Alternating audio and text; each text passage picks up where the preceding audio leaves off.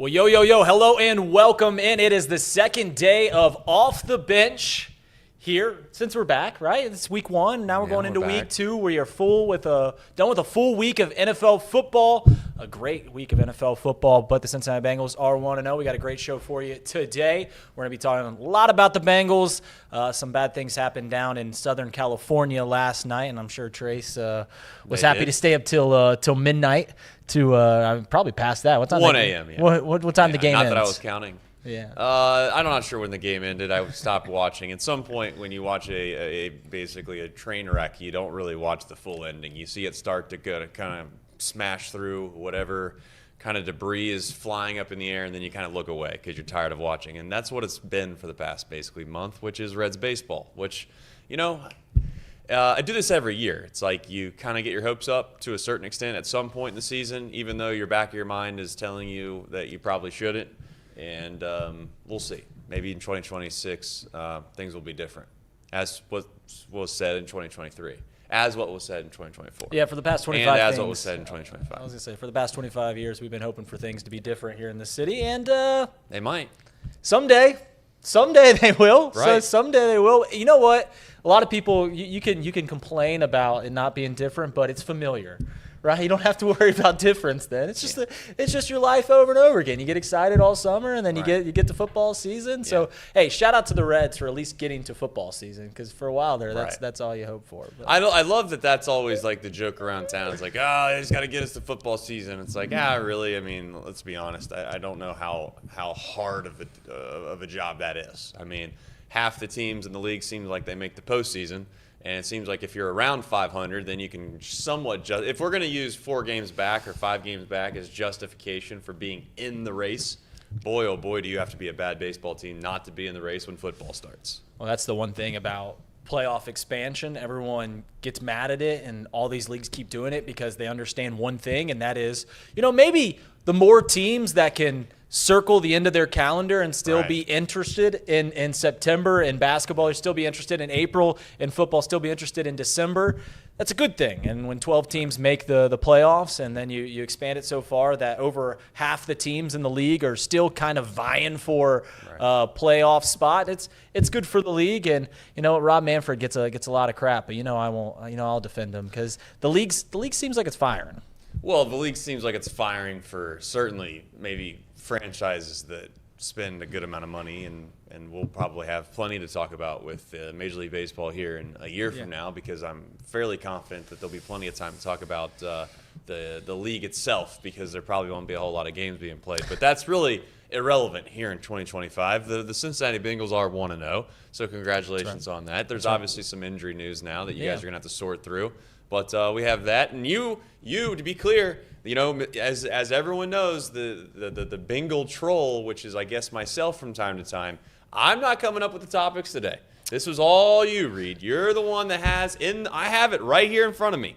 Bengals rumors, Zack Taylor incompetence. I didn't write that headline. You must have. I can tell you that I did not write that. But here's what it is about the Cincinnati Bengals, and I was thinking about the game, and it's no secret that I am closer to a Zack Taylor believer than I am a Zack Taylor hater. We often have on previous iterations of Off the Bench thought about whether Zack Taylor deserves a job for the Cincinnati Bengals, and I've always said yes, because in my fandom, when Zack Taylor took over, I'll give him credit for a lot of things, because before he took over, the Bengals had 5 playoff wins in their franchise's existence. Since he's took it over, they have 5 playoff wins, and you can say maybe that's a lot to do with the quarterback, and I'd agree with you there, but I want to give Zack Taylor some credit, and there's a lot of things that I think he does well. I don't think Zack Taylor gets enough credit for the way he scripts the beginning of the ball game. It seems time and time again the Bengals go down, march right down the field on the opening drive, and get points on the board. They did that this Sunday. They did that frequently last year. I think they were at the top of the league in scoring on the opening drive, so he's pretty good at scripting. I feel like the Cincinnati Bengals pretty frequently have not a lot of penalties. That's something that we take for granted in this city. You watched last night the Minnesota Vikings and the Chicago Bears. Ben Johnson in his first time being a head coach, the Bears had, I think, 22 penalties. A crazy amount of penalties. And, yeah, there were a lot of penalties on the defensive side for the Bengals on the Browns' first touchdown. But throughout the course of Zack Taylor's career, this Bengals been a pretty tightened-up bunch. And it's pretty clear that he gets along. He has good rapport with the team. We make jokes, and good he has parties. That's old Ellie Rue's joke, and Ellie Rue will be on the show later today and give me an update there. But it seems like he's got a good rapport with the team. It seems like he listens to the guys and is frequently defending them. I can't remember too many times where he's thrown guys under the bus.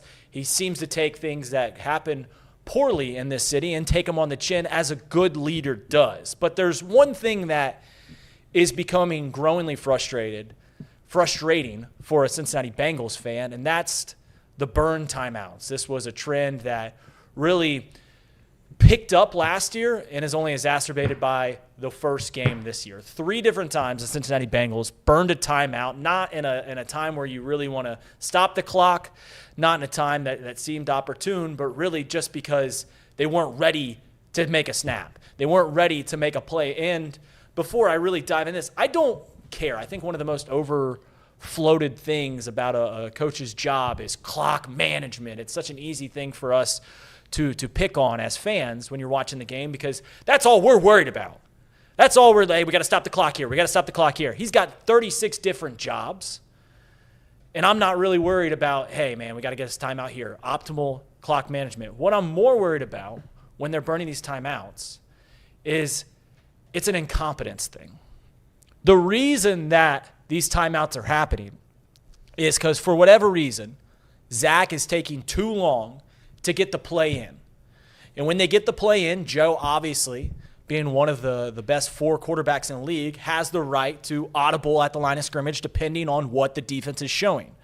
Hey, we're going to run this play now, or hey, we're going to move over here because that's what the defense is going to give us. And when Zack Taylor's too slow to get the play in, then Joe doesn't have enough time to audible. Doesn't have enough time to get up to the line and go, all right, we got to move someone over here. We don't have enough time to make the proper adjustment. So instead of taking a 5-yard penalty, you kill a timeout and you move on. That can't happen. The one thing that a leader, perhaps more than everything else, needs to be is decisive. You got to live or die with your decisions. You can't be teetering. You can't be slow. And if you are going to be the head coach of the Cincinnati Bengals and also be the play caller and also be the guy that is going to lead this offense, get everyone where they need to be, it's going to be on your shoulders. You're not just going to be a CEO. You're not just going to overhead the entire operation. You are going to be a part of the offensive drive. Then you've got to be more decisive. We cannot be blowing timeouts. We cannot have indecision with the offense that we have. It cannot happen. It cannot continue to happen, because even though I just said I don't care about mismanaging the clock or burning timeouts, it's more about the indecision. I still know that at some point this season, we're going to look up and we're going to need the ball back, and we're not going to have a timeout to use.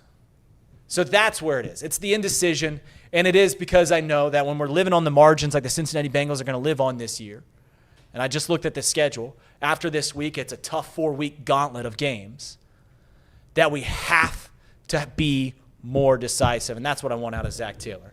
Well, the thing is that you can't use the excuse that these head coaches can't do certain things, because there's certain ones that have done it very, very successfully. Obviously, Andy Reid is kind of buck the notion that you can't be kind of a play caller while being a head coach. Yeah. Matt LaFleur is also another guy that does it. Sean McVay is another guy that does it. There's a vast majority of the guys in the league that have had success doing this. The better coaches, too. And the ones coaches, that win. The coaches that you would even say have had a lot of success in the NFL have done this. The thing that I keep coming back to in the NFL that I'm just not totally sure why they haven't gotten there yet, and I think it's because it's more of like not wanting to give the keys away to something that's probably a little too worthwhile, which is game management. You talked about you don't really like the idea of your coach having to worry too much about when do you use a timeout here, when you don't use a timeout there. At some point, some head coach that is notable is going to almost make that its entirety like a whole nother job. And it might not be the only thing that guy does all game long, but it's going to be one of the few things that they do all game long. Because I do think that as the game starts to wind down and you start to get into that 6-minute window time frame towards either the end of the half or the end of the game, you start to have to try to analyze, what the plan is in place to try to make sure that you can manage the clock the best that you can. Sometimes taking timeouts, quite frankly, depending on the score, with 4 minutes to go in the game is much more valuable than to try to save your timeouts till the very end. And then also vice versa. Certainly, there's times where you're like, you know what, we need to take a 5-yard penalty here because ultimately this timeout's way too valuable because we are already in a situation where it's, call it third and 12. What the hell's the difference between 3rd and 12 and 3rd and 17? In a spot like this, when we need to stop the clock and get the ball back in the first place. I don't think there's that many head coaches that do it all that well to begin with. And just like the whole challenging system or like throwing the red flag and who's making that call, clearly in Major League Baseball, there's not a monitor right next to the manager and he's making the decision on whether or not to review the play or not review the play. Clearly in the NFL, they're kind of probably getting some kind of communication coming from upstairs to say, hey, we should challenge this or not challenge this. That's going to be the clock management situation. And I'm sure that someone already have done it, but I just think these head coaches, and to be fair to them, they're the ones that have to put up with all of the hoopla that comes with either mismanagement of the clock, mismanaging of a challenge. They're the ones that have to face the fire. So I get the idea of not wanting to put the reins into some 25-year-old intern's hand and saying, hey, take your call sheet or take your timeout clock and tell us when to use them. Certainly there's some analytical guys that have already kind of told head coaches when they should be going for it and when they shouldn't be going for it. And we've already heard the coaches kind of have pushback on all that. But that's where I'm at with it, is that it's impossible for a guy to be the head coach, call plays, effectively manage the game clock appropriately at the end of games, and then on top of that, obviously be supposed to be the CEO of the entire operation. It's just not realistic, and at some point, they're gonna move on. Yeah, and that's the point that I want to get to is when you're too slow to get plays in, when you're too slow, you keep saying it's getting me. I've laughed a couple times on this show already, and I just want people to know when you go, Zack Taylor's too slow, and then you wait like 2 seconds to say something else. It's like it's like this. I can't tell if it's a bit. It's not a bit, but you're like, Zack Taylor's too slow to call plays in. He's too slow to. Is Zack Taylor just slow? Well, are you saying he's incompetent? His IQ level's not very high? No, it's to me, and talking with, this is at a much lower level, but obviously Chatterbox Sports is based around high school sports, and you got the opportunity, Stone did it last night, to talk with football coaches. They'll tell you one thing that drives them nuts more than anything is when their headset, whoever's up top to call plays in, they're getting in too slow, and all of a sudden, what are we doing? Call the timeout just to give you more time. That's what happens. Yep. And what you're talking about clock management, so oftentimes the Bengals aren't even getting that opportunity because we're burning timeouts at the beginning of the second quarter, at the end of the first quarter, the end of the third, beginning of the fourth. Instead of using them in optimal times, we're burning it because Zack, what are we going to run here? Let's run this play. And you get up there, Joe looks at the line and, all right, this isn't going to work against this defensive front. Let's do something else. And then he looks at the play clock, 3, 2, all right, call the timeout. We're not taking a 5-yard penalty here. And that's what frustrates me. That's what cannot continue to happen, especially when this team, like I said, is more than likely going to be, at least if you want to get to where a lot of Bengals fans want to get to, which is back deep into playoff runs, you're going to have to win on the margins.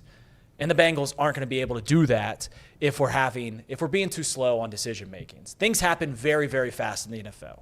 Any leader in any high intense organization, high intense atmosphere, what they want is as much information in their ear, then they make a quick decision. And that's what Zack's going to have to continue to do. Not to sit here and throw conspiracies out there to a certain extent, but you're obviously more dialed into the Bengals than I certainly am. But if you're sitting here and telling me that Zack Taylor has always had success on opening drives, or he's had more success on opening drives and scripted opportunities in the past 2 years, for sure. Is this a situation, though, I guess what I'm getting at is where there's other people involved in obviously making all these decisions, and those people pretty much help put the game plan together, and then once the game starts and you get in the flow of the game, it pretty much then falls all back on the brain of Zack Taylor of kind of having to make these decisions on the fly, and maybe those decisions aren't as solid as when you have more eyeballs, if you want to call it that, in the room. Not saying that Here's the thing, like when you have a team like last year that is one of the most successful offensive teams that the franchise has ever had, I get that you have Joe Burrow, and I know people are going to say, well, that's the reason why. You can't sit here and, Zack Taylor's going to ride the coattails of Joe Burrow, and there's going to be certainly a narrative that comes with that no matter who the head coach is with Joe Burrow because he's a good player. But it takes a good head coach to win in the NFL, no matter who the quarterback is. No doubt.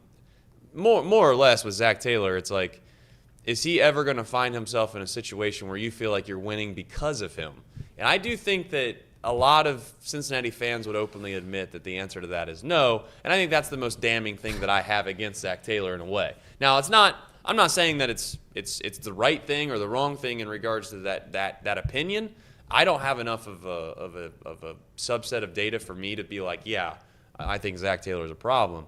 But certainly it feels like every time there's a situation that arises, the blame always falls on the head coach, and he's the head coach, and that's why he's the scapegoat more times than not. Well, to be fair here, anytime you look at great coaches in the NFL, there's always this conversation of who's winning the games. Is it because of the coach or is it because of the quarterback? And you look at all the great guys that we have deemed as fantastic coaches, they either won a lot with one guy or they've won with multiple guys. You're looking at Andy Reid. Right. In Philadelphia, he obviously gets fired, and I'm sure when the Philadelphia Eagles fan base and led to Andy Reid getting fired around 2010, they were saying, he only won because of Donovan McNabb. We only went to 5 straight NFC championships because Donovan McNabb was so good. When you're looking at guys like Harbaugh. Yeah, John Harbaugh. Both of them. Yeah, well, John Harbaugh is now one with two different quarterbacks. So now you're going, all right, so he's clearly a winner. Mike Tomlin won throughout his entire career with Big Ben. Yep. And we're waiting to see it happen with somebody else. Bill Belichick, that was the big question, is who gets the credit, the credit here? Is it Tom Brady or Bill Belichick? And that thing seems to be spiraling down. So I guess what I'm saying is I don't know if we're ever going to know if we're winning games because of Zack Taylor. And to be frank, when you need basically 2 quarterbacks to cement yourself as a great coach, I don't ever want to see it. Like, I don't ever want to see a scenario in which we're like, oh, yeah, Zack Taylor does get credit, because I don't want to see a scenario in which Joe Burrow isn't playing quarterback for the Cincinnati Bengals, at least not anytime soon. If it happens that Zack Taylor's still the head coach in 15 years and we're not pulling our hair out because of it like we did with Marvin Lewis, then I'm okay with it. But as for right now, I hope we never really get an opportunity to go, man, Zack Taylor was the reason we were winning all those games. Well, I think that it's safe to say, at least if you're one of those folks that's whether you're a Zack Taylor believer or maybe you're the opposite of that and somebody that doesn't think that Zack Taylor belongs to being a head coach, I would just openly say that you're not going to have to worry about it, because at some point Joe Burrow is either going to win big here in Cincinnati or Zack Taylor's not going to be his quarterback while he's trying to win in Cincinnati. I could be completely wrong about this, and I know that we're talking about the Brown family here, and I understand that Marvin Lewis probably had a little bit of a longer stay than he would have in any other franchise in the NFL.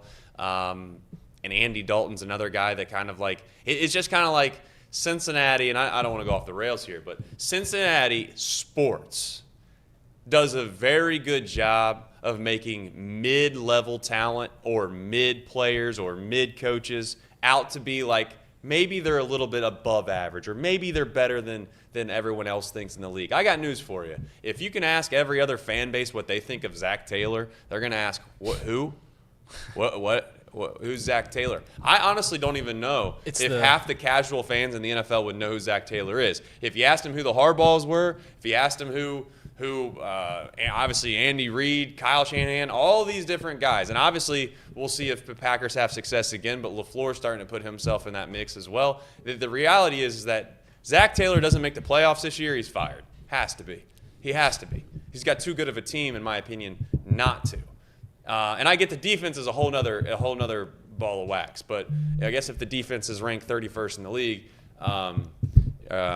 then I guess you could say that it's the defense of Al Golden's fault or whoever else's fault. It doesn't matter. Zack Taylor should stay. I guess what I'm trying to get at is this. Zack Taylor, to be fair to him, has gone to a Super Bowl. Like it or not. He's won as many playoff games as the franchise had before he was hired. Yeah, it's just like it or not, he was a part of that. Whether you think he should get a lot of credit or no credit, it doesn't matter. He was here for it. And he also went to an AFC Championship game the year after that, and he's obviously got them to a spot where, they're a pretty formidable football team, and they're not kind of a walkover. Now, everyone's going to say, well, obviously you had Joe Burrow. Joe Burrow very much could have been the saving grace of Zack Taylor. I'm not naive to that. I'm not an idiot. If Joe Burrow doesn't, is a quote-unquote bust, and he comes out and doesn't play good football, does Zack Taylor survive that far or that long? I don't know. But it's all relatively, in my opinion, irrelevant, because the proof's going to be in the pudding this year and to see what they do. Because I think last year you could make the case, Reed, personally, that they found a way to lose football games. Yeah. That was their MO. Right. They literally would snatch instead of the jaws of victory from defeat. That is quite literally what they did in reverse. So I don't know, if the Zack Taylor, it is what it is. Tito Francona's going to get all the blame in the world if they don't win. He's going to get all the credit if they win. Zack Taylor's going to get all the credit if they win. He's going to get all the blame if they don't win. I don't know if it's realistic to put all of the weight on one person's shoulders in an organization. Yeah, but that's what you sign up for when you get that $1 million, multi-million-dollar contract. Is you understand that, hey, I get this job, and there's a lot of stress that comes with it, and I get to ride the coattails if we start winning. And everyone thinks I'm great, but we start losing. You're going to hear some nasty things on local sports radio. You're going to hear some nasty things on X.com. But it is funny that you said that.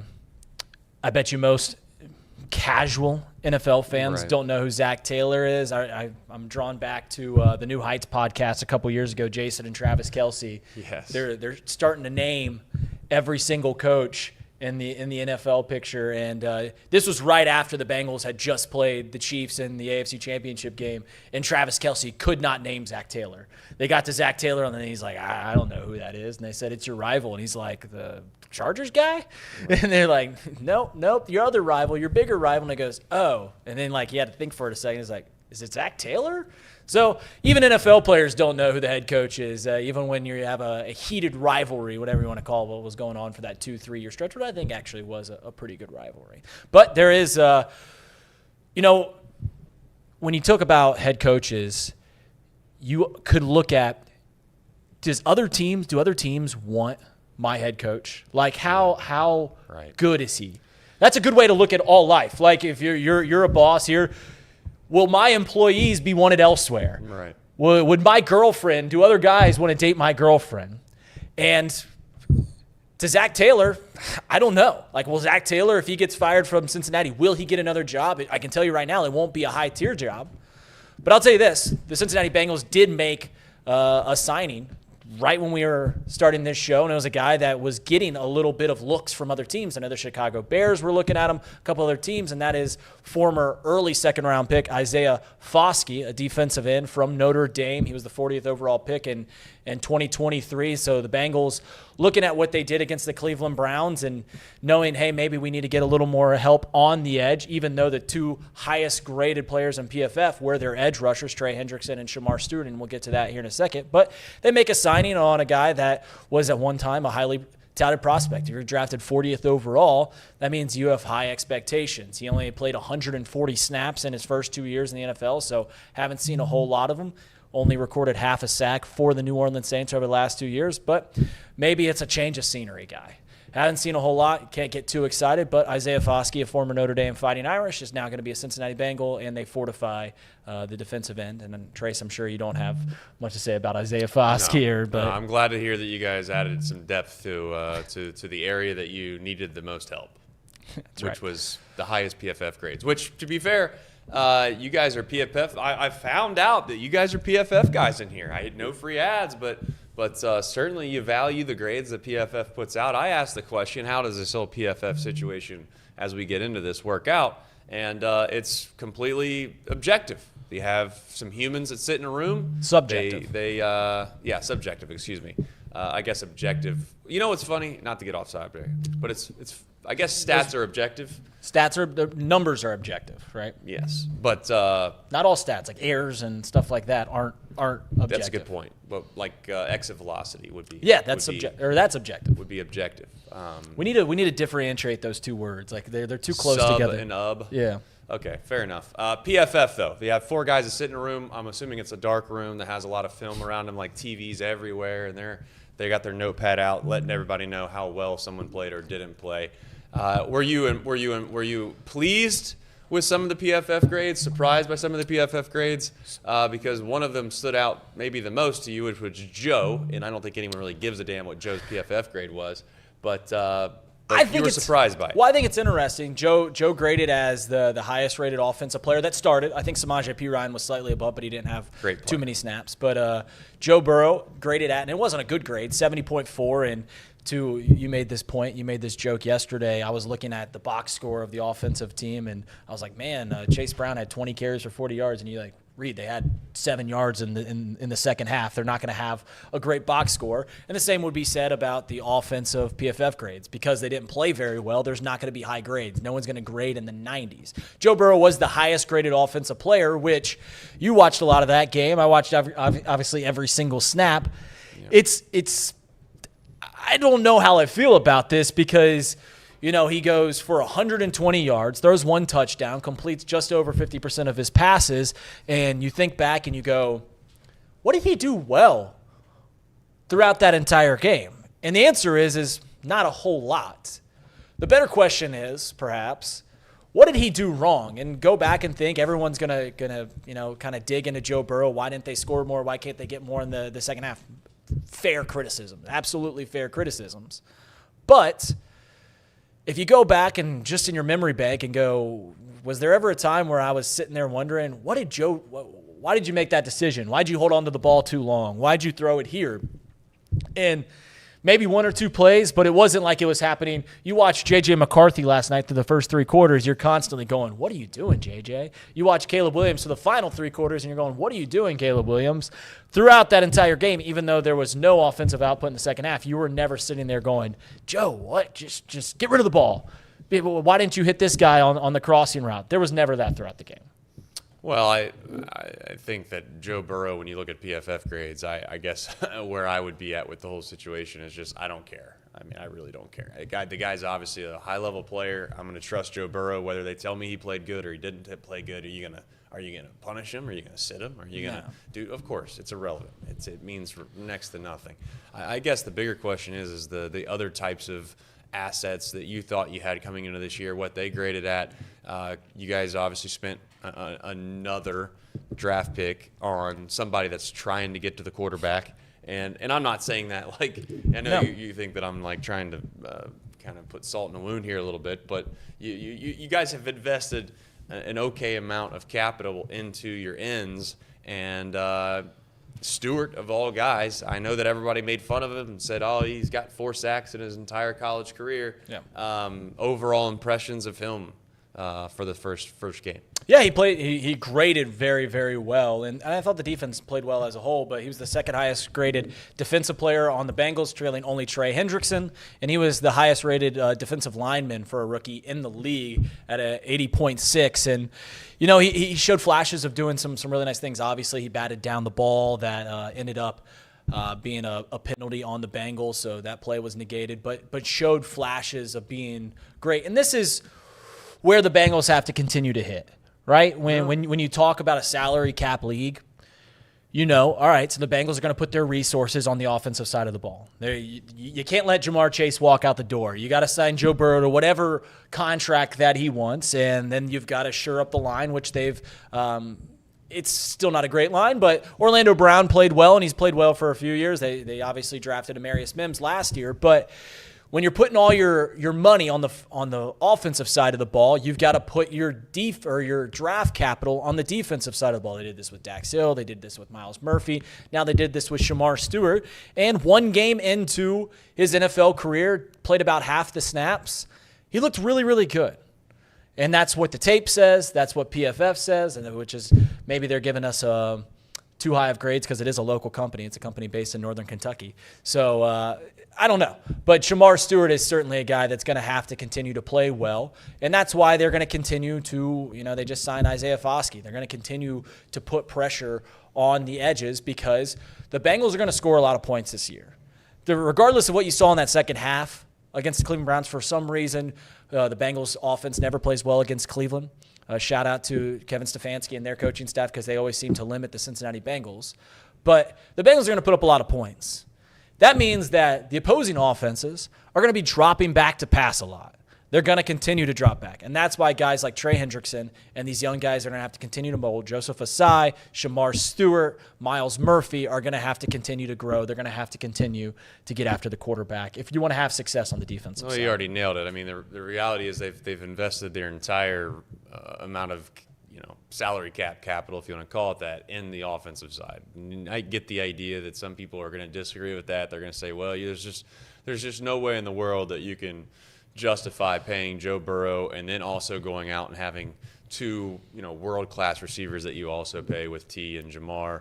And then now you factor in that Trey Hendrickson obviously once paid as well, and they find a way to do that. You just don't have a lot of margin for error on drafting, and also obviously going out and picking up free agents or trying to find these guys that perhaps you get off the streets and the Notre Dame kid that you just brought in. Maybe you got to have like a diamond in the rough somewhere. You got to have someone that's going to play above their weight, above what you expected them to do, and give you a chance to kind of shore up an area that you could at least say, if nothing else, that you're league average in this area when you're paying minimum for.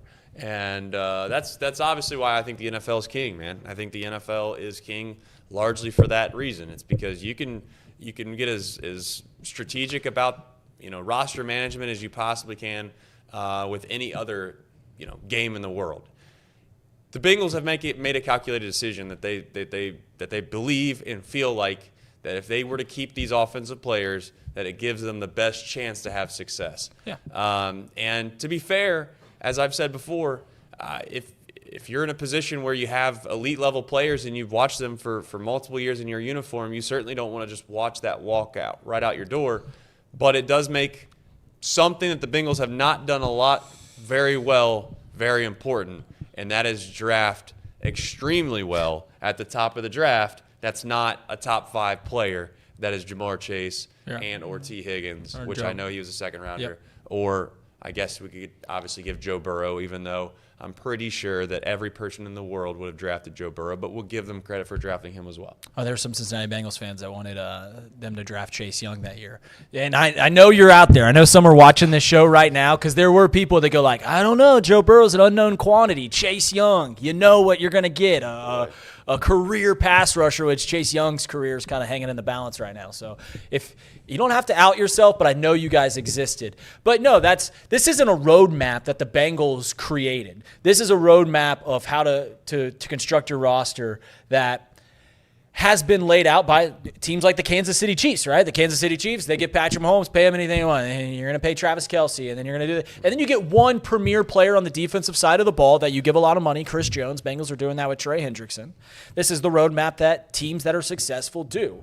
The problem is the Bengals haven't drafted well. You brought this up. When the Bengals went to the AFC Championship game in the Super Bowl back in 2021, 2022, they hit on nearly every single piece, every draft pick. You look at that 2020 draft, and it went Joe Burrow, T. Higgins, Logan Wilson. Boom, boom, boom. Then they hit on Jamar Chase in 2021. 2019, they had a couple of great drafts. And then how are they doing on the free agent signings? Well, they bring in Trey Hendrickson that everyone said was a Cam Jordan merchant. He had a lot of sacks, but he's really just feeding off of Cam Jordan. He's proved them wrong. And you get guys like Awuzie, and you get guys like, they drafted Jesse Bates. And you just look along the team, and they really hit on everything. Well, even Apple, bringing Apple in. Yeah, Eli Apple. Everyone's as much as people were acting like Eli Apple would get cooked, this, that, and the next. Like, he was a great player for the Bengals. Like, he did his job for what you paid him to do, even more so. Like, that's the type of signings and that's the type of draft picks that you're going to have to just get lucky on. Everybody wants the star player. Like, everybody was like, oh, we need to get like a Micah Parsons or whatever in the draft. Not really. Like, what you really need to do is have 3 or 4 serviceable players that are going to do their job at a relatively competent level, that are going to shore up certain areas that maybe in the past lacked significantly, and you find a way to just be somewhat competent on defense, and you have a world-class offense. Yep. And that's where the pressure lies now, is that the defense did step up week 1. Yeah. They did, and they found a way to win an ugly game. Like it or not, I would argue that at the end of the year, when you go back and you look at like all the games that that were up in the balance, because there's certainly going to be some games that you just get beat in the NFL, and there's going to be some games where you just completely take it to the other team, and it was never in doubt from the very jump. And then you're going to have a vast majority of the games that, call it out of your 17, 12 games, that you're going to find yourself in a dogfight. They're 1-0 in the dogfights. They're 1-0 in situations where they could have easily lost. And we'll see. I mean, if I was a Bengals fan, and I obviously, you should be. It's a lot of fun. It's a lot more fun than. I'll tell you what. I've made this deal with you before. I'll make it again. I'll happily convert over as soon as you convert over to being a legitimate Reds fan. I mean, you don't ever take the offer. So I will. Speaking of the Reds, we'll get to them in a minute. Yeah, it's funny. I was thinking about that. We said we're two halves of a whole when it comes to Cincinnati fans. We both decided one Cincinnati team to be a fan for. I think I made the better choice looking back 25 years ago than you did. But hey, we'll see. Maybe the next 25 years will be better. I'll say this as we get to our ads and we transition over into to Reds country, and I'm looking at the Bengals schedule going ahead. Yes. And I just got to ask you, looking at this, they play the Jacksonville Jaguars this Sunday, first home game. You make up names that are just absurd, but go ahead. Jacksonville Jaguars. This Sunday, first home game. They are favored in that game. Yeah. I'm going to read you the 4 games after that, and you tell me how important this win is, or this game is to win for the Cincinnati Bengals. So after we play Jacksonville, they go to Minnesota, one of the better rosters in the league. Win. They'll beat them. They go to Denver, one of the tougher places to play with a great head coach. Come on, man. They come home against Detroit. Yeah, not a very good team. And then they go to Green Bay. Probably going to lose there. Okay, so that's 4 games that, man, if you scrap 2-2 out of that, you feel great about coming. You feel great about 2-2 in that slate? Dude, I think the Minnesota Vikings are one of the best rosters in the league. I think they got a top 5 roster in the league. I think playing in Denver is a really tough place to play. Sean Payton's going to – Bo Nix, we'll see what Bo Nix is. The Detroit Lions, one of the better rosters in the league, coming home. I do think that they're going to not be nearly as good as they've been the last 2 years. And then obviously the Green Bay Packers, who I think are true Super Bowl contenders. I'll give you Denver. I think Denver's a tough team. When I said they don't have a quarterback, I was talking 3 of those about games Minnesota. on the road. I was talking about Minnesota. Minnesota doesn't have a quarterback. Yeah. We'll see if J.J. McCarthy somehow takes that fourth quarter and that I guess the positive vibes that he is, and he's going to ride them into week 2. We'll see. I'll be willing to bet that he doesn't, but who knows? I've been told before about everybody about how good all these quarterbacks are that come out of college that were really not that great at quarterbacks when you look at the actual overall just skill set of them, not just whether they won games in college or didn't win games. But I digress. It's pretty clear there's a direct correlation between exceptional quarterback play in the NFL and not being spoon-fed wins after wins in college football. That's a great point. Josh Allen played at Wyoming where he really wasn't very good there, but obviously he's going to scramble. Patrick Mahomes played at Texas Tech, who was a 500 team. Besides Joe Burrow. But he did struggle one year. Joe Burrow played 2 years in college football. In 1 year, he really struggled, and obviously 1 year was fantastic. I mean, you just look, Lamar Jackson went to Louisville. The guys that come out of Ohio State, Alabama, stuff like that. Then there's been good players like C.J. Stroud's obviously. Jalen Hurts is a good player. Yeah. C.J. Stroud's a good player. Yeah. Two has even had a fine career. I mean, we'll see what happens, but it's pretty clear that there's a direct correlation between struggling in college, or at least having to figure it out in college, and playing in the NFL. And the final thing we'll say about the Bengals is Lucas Patrick, the starting right guard for the Cincinnati Bengals, is going to be out for several weeks. This means that the new signing, Dalton Risner, is going to be starting at right guard going forward. Dalton Risner, since being drafted, I believe in 2019, has been a perennial starter in the National Football League, which, you ready for this? For what it's worth? It's worth a lot. That means something. To play in the most competitive sports league in the world and to be a perennial starter means that you're obviously at least a halfway decent player. So we'll see what Dalton Risner gives us. He didn't grade well when he came into the game against the Cleveland Browns, but as we mentioned earlier, who did grade well on this offensive side? So we're going to go to ads, then we're going to talk about the Cincinnati Reds.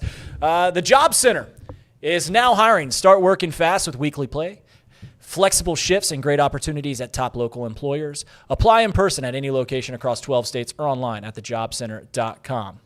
Light up your events with Queen City Screens. Our cutting-edge LED video boards deliver vibrant visuals and crystal-clear displays for any occasion. From concert to corporate events, we've got you covered. Visit queencityscreens.com to rent your LED solution today. Queen City Screens, where brilliance meets impact. We're 40 minutes into this show. We do have an Ellie Rue update coming in a little bit. He's coming in, and I think that we can make this Red segment very quickly so we can get Ellie Rue on the books here. I like to stay on the rundown lead here. That's my main goal of Off the Bench now, is to actually try to kind of go in order. I don't think we did it today, so we're 0 for 2, but you know what? It's okay. I don't think we did. I think we went from did we go from 1 to 3 to 2 to 4? Who knows? We stay Bengals. They're all put together. Yeah, they're all put together. They're there. But I got to tell you, we're 0 for 2. Speaking of 0 for 2, Cincinnati Reds are also 0 for out in San Diego right now, largely because they just aren't a good enough baseball team. And we could sit here and say that this is why, that's why. Tito Francona, is it Bob Castellini, is it Nick Krall, is it Santiago Espinal, is it Benson, is it because of TJ Friedel? Who's it because of? I don't care anymore. I don't think you should care anymore. The reality is that they're just not good enough as a collective group. We can digest what all of this means, and quite frankly, I think that there's a lot of areas that they're just lacking slightly in, and you have 3 or 4 areas where they're lacking slightly in, and it adds up to a huge void. And on top of that, you have what was quite frankly the best pitching performance. I don't want to say of my lifetime, but I mean, as far as I've followed this team relatively closely, this is the best pitching staff that they've had that have produced all year long in the manner in which they did, and they've wasted it. Everyone's going to talk about last night who, Brent Suter, they don't have a left-handed pitcher that can come in and get guys out, and they're not wrong. They're not wrong. That's very much true. Scott Barlow, are we going to get on him? Are we really going to get on Scott Barlow? He's like one of the few guys that has been a fireman for most of the year. He's done a hell of a job, but I guess we're going to try to find someone to blame because we gave up a 3-0 lead. But my thing is we scored 3 runs. And yet again, in extra innings, what did we do? We didn't score the Manfred man, the ghost runner, the guy that starts at second base with nobody outs. I think that we've played 19 of these, I believe, situations where you get a guy at second base with nobody out through all of the extra inning games that we've played. So 19 total innings. And I'm pretty sure, and again, not a huge stat guy really off the top of my head, pretty sure like 14 of the 19, that runner has not scored. I'm not a big math guy, but I'm going to go out and say that that's probably not good enough. For a small ball team that you would think that having a guy on second base, situational baseball team, small ball, situational baseball team, that you would think it would be a dream scenario that you start a guy at second base with nobody out, but turns out it's not for the Cincinnati Reds. Season's not dead, I guess. That's what everyone keeps telling me. They've been telling me that for 3 months. The season's not dead. And I guess it's not theoretically dead. They could win the next 2 in San Diego. But the Mets keep losing, so there's that. But guess what? There's another team in California called the San Francisco Giants. I don't know if you've been paying attention, but they've actually leapfrogged the Reds now. So not only do they have to get past the Mets if they were to fall apart, but they also now have to get past Buster Posey's San Francisco Giants. It's all one. California. The California Giants. The California. They're all pretty good out there, for being honest. Outside of Los Angeles, the Angels. I'm not talking about. Yeah, the Angels, and Sacramento. Sacramento. They're not even the Sacramento. Sacramento. Not even Sacramento. They don't They're count. just the Athletics. That's right. They're just the Athletics. Yes. It's. The San Francisco Giants are on a tear that you've never seen, which is what you need to do if you're going to, surpass somebody. And I was just thinking about the Reds last night. You're back 4 games. This was even before their game started. And I was like, I think there's 18 games left. Yep. And they said they're 4 games out with 18 to play. So I started thinking, realistically, what would you need to do to get into the postseason? And it was going to take 12-6, 13-5. Very nice. And that's with the Mets continuing to fall. That's with the Mets going below 500 for the rest of their way. So you were going to need to be 14-4, 13-5, somewhere along that mix. And now you bring in 3 other teams into the mix, not just the San Francisco Giants, but you got to hope that the Arizona Diamondbacks and the St. Louis Cardinals, that are a half game behind the Reds, also don't do anything for these past 2 weeks. And all in all, I mean, the Reds were about where everyone projected them to be before the season started, right? A 70, right around a 500 ball club. and you needed something to go to win on the margins. This is what these small market teams continue to say, and that's what we talked about the Bengals earlier. But you got to win. You need people to exceed expectations. You need Ellie De La Cruz to exceed expectations. You need Hunter Green to exceed. You need the guys that aren't just your top end talent. Yeah. You need the middle of the pack guys, the Spencer Steers of the world, to exceed expectations. And for a large part, the Reds just didn't have that. The disheartening thing of all of it is that they did exceed expectations from a pitching staff that already had high expectations. I mean, that's the most damning thing of all of it. It's like it's almost exactly what maybe the 2024 version of the Bengals were, except maybe the offense even plays it a little bit better than they played. It's like you have the number one offensive football team in all of the NFL, and you somehow still can't make the playoffs. We have quite literally, arguably, between the bullpen and the starting pitching, since the All-Star break, the best staff in all of Major League Baseball. Like number one. This is like number one, the absolute best, and we still can't make a run. You still can't even get into what I would call a competitive window. You know how bad you have to be offensively to do that? And that's how bad they've been. I mean, it doesn't take a rocket scientist to figure it out. All right, Stone, we're going to throw it over to you for about 5 seconds so we can get our man Ellie Rue up here. I don't know what Stone, to what's your talk thoughts? about. What's your thoughts on Dalton Reisner going to be the starting right guard over Lucas Patrick now that he's injured? Yeah, I think Reisner, when he was signed, it was only a matter of time before he got transitioned into a starting role. Obviously, it's happening a lot earlier than anyone expected with the injury from Lucas Patrick. But Reisner's a guy that they have a lot of confidence in. There was a lot of teams across the NFL. Turn your mic on. In signing. There we go. Pretty good, though. As I was Pretty saying. good. You guys missed some nuggets of wisdom. Yeah. Well, actually, we're just going to throw it over to Oh, yeah, we're Elliot already back. right Yeah, now. look at that. Off the bench, And we're off the gonna turn his rails, mic and we on. got everything out. We I got think old it's Ellie going Rue. perfectly. That's actually our first moment where Stone's actually been off the bench like. I mean, I'm being That was honest. good, Stone. You guys very, don't very even good. know what he just said. It was mind-boggling. Did you hear what he said, Elliot? No, I didn't. But I'll tell you what, it was good. The way Stone speaks is so confident. I don't speak with much confidence, and that's what I never had. So, based on what you said, based on the way you sounded when you said it, that's all that mattered to me, Stone. I appreciate that. Reds. We're talking about the Reds. Well, I know that. Let's talk about the Reds. Yeah. What a season! I was right. Back in early May, it was over, and it's always going to be over. And that's the thing. Nick Lodolo, he was tired after 70 pitches yesterday, after 4 months off. He's tired. I get it. I'd be tired, too, if I had to watch that offense every single night. You're not going to get any help. Good for Tito, man. Tito's calling in sick these days, too. So, we'll see. Good luck next year. I'm excited for next year. Next year's going to be it. That's going to be it for me. Let's go Reds. Woo!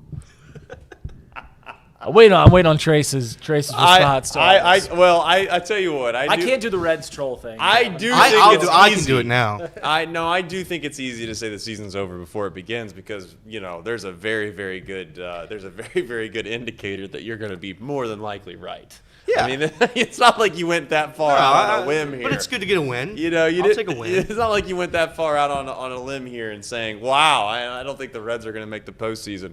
Well, they were over under to win like 79 games. Yeah. And on top of that, to be fair, I do think that we were working an event maybe like 2 months ago, and like the underlying message was the same. But yeah, you were all the way out. But then they reeled you back in. You can't say that you weren't back in for a couple times. I pay attention. I pay attention. Was the hot spot. I pay attention. Here's the thing. When September comes around, it's dead. It's just they don't have any hope. And one day they're going to give me hope. That year is not this year. It's probably not going to be next year. But hopefully, eventually, that's what I'm going to get in my life. A Red season where they at least are competitive the whole way through. And they did, by the way, you brought it up earlier on the show. They did get us the football season. So I'm all in on the Bengals right now. That's all I have. If the Bengals win a Super Bowl, nothing else matters. Literally nothing else matters. How did you feel watching the Bengals play on Sunday? I knew you were going to ask me. I felt terrible. In fact, I was going to send out a lot of mean tweets, but I didn't because you know what? They won. That's true. And they could have won that game literally 2-0 on a safety in the first quarter. And Joe Burrow could have thrown 15 interceptions. If you win the game on week 1, that is all that matters. You play to win the game. And they won the game, so I'm not going to sit here and complain about it. Which is a direct shift in where we were 2 years ago watching the Bengals, where they had to look good. Correct. We want this team to compete for a Super Bowl. Now we're just like, just win the game. I don't care where I look. I also think that like the expectation thing. You saw the graphic that went viral. I don't know, 2 weeks ago. It's the ESPN graphic or NFL Network, whoever it was. Bengals weren't in the playoffs on like 5 different guys' boards. Yeah.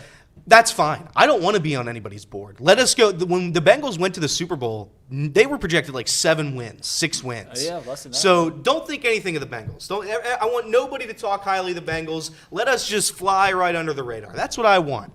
And that's what they're doing so far. I mean, you couldn't have played any worse. But they won, so I'm not going to sit here and complain. 7 yards. One day, 7 yards. Well, one day they'll play well against the Browns. I'm waiting for it. Yeah, it's literally never happened. The Browns won that football game. We won. I mean, we're gonna be 1-0, and I'm not going to complain about it. But they won that game. I mean, that was crazy. Old Andre Constance kicking field goals for him. Yeah. I mean, he doesn't have any vowels. He's gonna I would say though that Is Y a vowel? No, sometimes sometimes. It's part-time worker. How does that work? Not to get off the rails and off the bench, but how is it a sometimes vowel? I think the better question is why. Or who? Yeah. Or what? Or when? Or where? Well, no, because I don't think that was. You didn't get the bit. Why has the word why has a Y. That's the vowel. That and went Y. over my head. There I'm you not go. running on a lot of what I would call quality sleep these days, with the fact that the Reds are playing in San Diego, and on top of that, we were in here painting walls at like 6 a.m. yesterday or whatever it was. But no excuses. No excuses. All right, Elliot. You obviously are on the show. People are asking in the chat where you're at, what's going on. We obviously wanted to bring you on, and you decided you wanted to come on towards the end of the show. Sure, and, that's what we decided to do. Yeah, I wanted to come on towards the end and give everybody a little update here. And here's the thing. I wanted to take not really a victory lap, but I wanted to say a Peyton Manning farewell tour. I wanted to do it right now because this will be my last off the bench for the foreseeable future. I wanted to make that announcement here today. So everybody who's watched over the past 2.5 years, or however long I've been here, since May of 2023, I want to thank you all very, very much for watching every single day, supporting every day, interacting with us on Twitter every single day. It meant the world to me. I told Trace this on Friday, but I was able to live out my dream for a longer period than I would have expected. So thank you sincerely to all of you who made that possible. Thank you. I'm going to do a run down the line here. Stone, I didn't get to work with you for very long, but it was magical. These moments, I mean, we didn't say more than probably 150 words to each other, but boy, do we make them count. Absolutely. We made them count, buddy. Casey's over there. He's beautiful. He was crawling around like a spider during the course of this entire show. Casey, I'm going to miss you, my buddy, and hopefully I'm going to see you at Gina's later today. I think we got an appointment for Gina's, so hopefully. Trace and Sean, my bosses, thank you very much for hiring me. Very, very nice of you guys, and for letting me be a professional golfer and be a Grand Canyon explorer and all these other different things that I got to experience while I was here. That was very, very cool.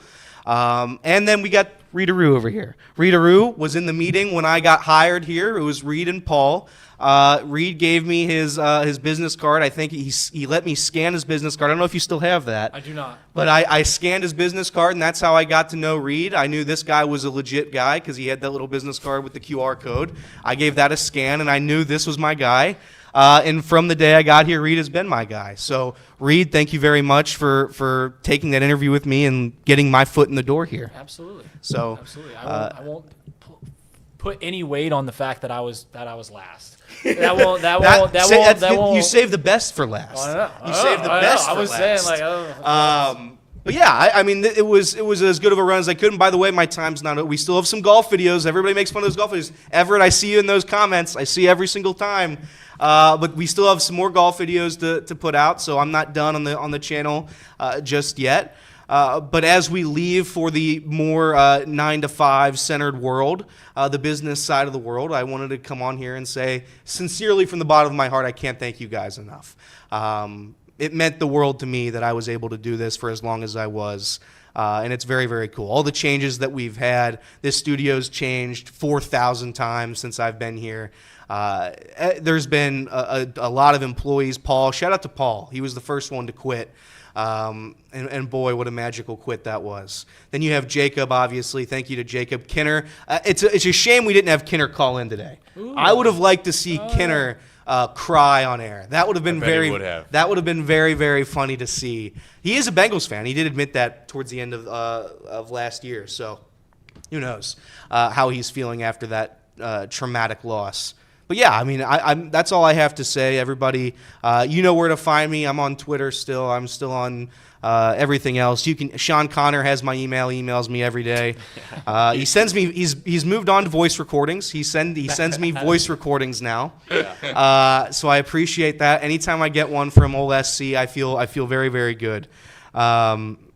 But yeah, everybody, Mark Fetters. I mean, I can't do a chat power rankings. You guys know how bad I am at doing a chat power rankings. I list literally the entire chat, so I'm not even going to try to do that. But that's it. That's my big update. And I'm happy to be here today with you. Yeah, listen, these things are never easy, obviously, and it's never a situation where we wish it to happen. And it's a part of, like, I think that there's a certain amount of the fan base certainly that understands who we are and where we're at, but there's also like this perspective that's kind of a 30,000 feet view of Chatterbox. They see us on socials. They don't really know maybe everything, the fine details of who we are. And I keep telling people, and I'll tell you like all the time, we're a small business and we do a lot of things around here to try to make things work. And certainly those things turn into more things. And the reality is that, you know, more times than not, you got to do something over here to make this over here make sense, and then at some point we're hoping that this over here makes sense. The reality is that off the bench for the vast majority of the time was something that we were trying to figure out and find ways to break even on, if nothing else, and it just was something that we failed at. I'll be honest, and I'll say that I'll take kind of the blame, is that I just never found a way to monetize this show.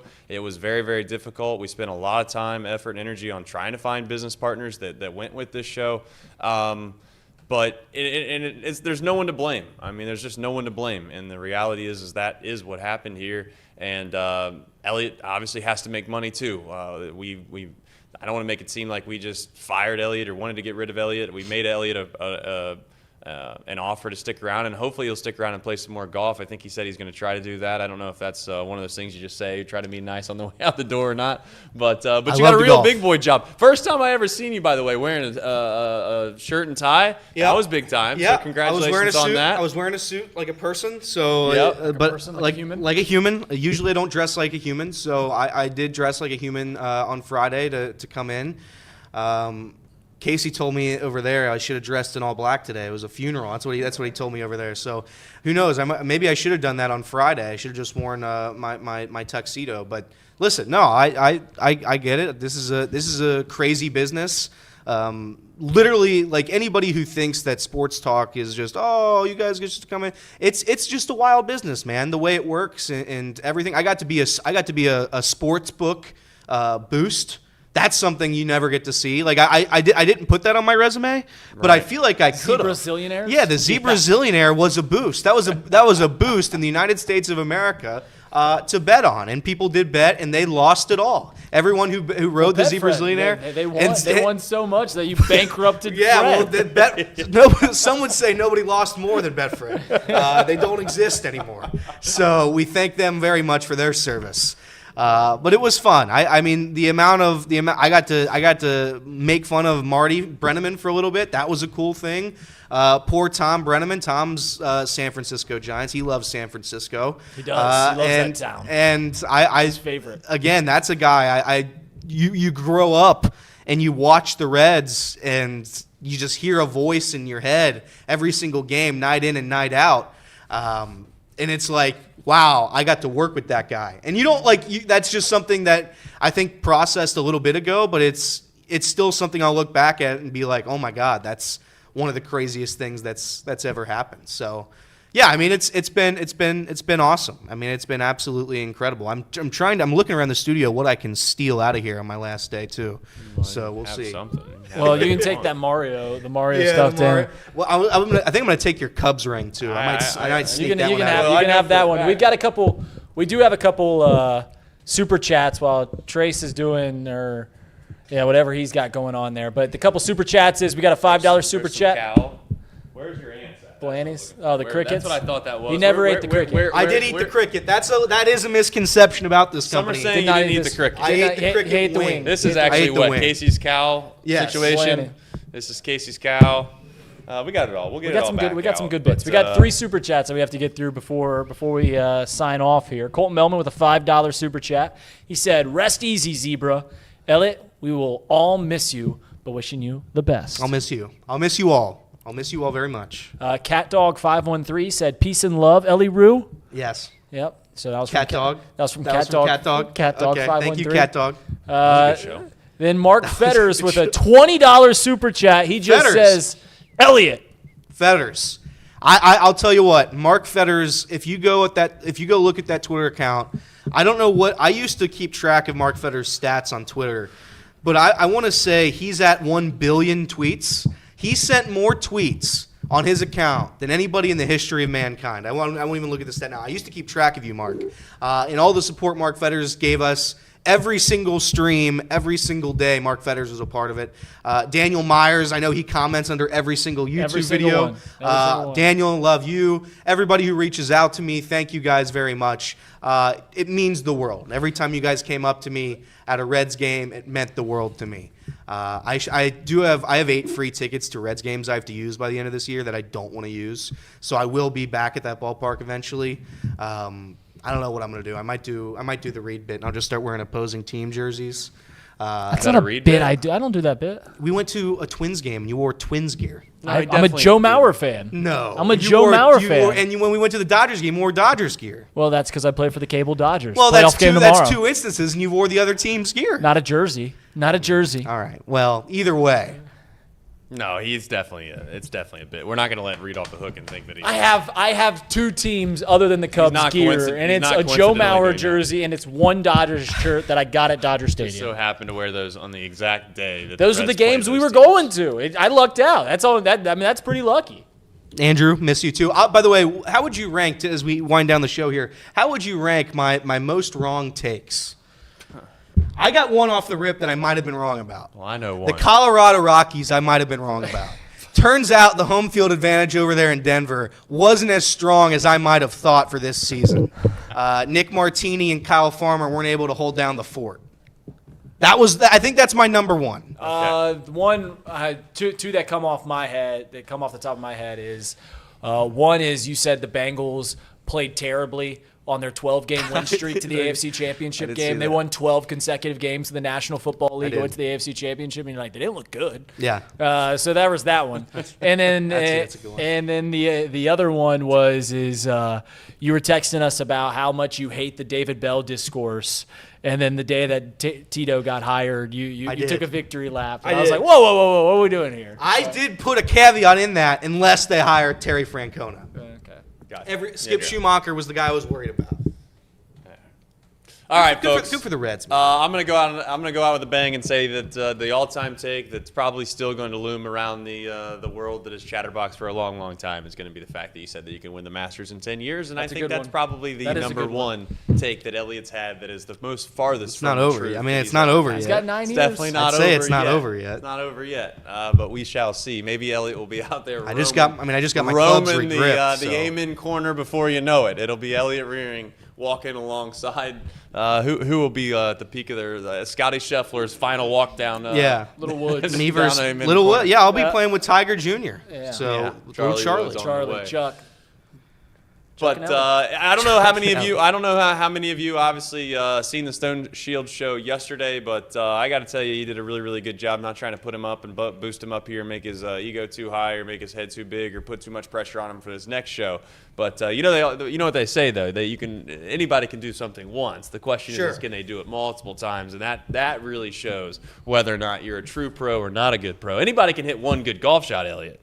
Yeah. Anybody can hit one good one. Yeah. But can you do it multiple times is the real question. We'll see. So we got Stone Shield Show coming up. After Stone Shield Show, I believe we are redirecting the Flying Lion, who's going to have Tommy G on the podcast. Wow. Tommy G on the podcast for Flying Lion. So if soccer fans, stick around after the Stone Shield Show. All right. Going to miss you. I'm going to miss you, Elliot, guys. we love you, buddy. Love you. All right. See you, everybody. We'll be back tomorrow, and it is off to the Stone Shield Show right now. Off to Gina's.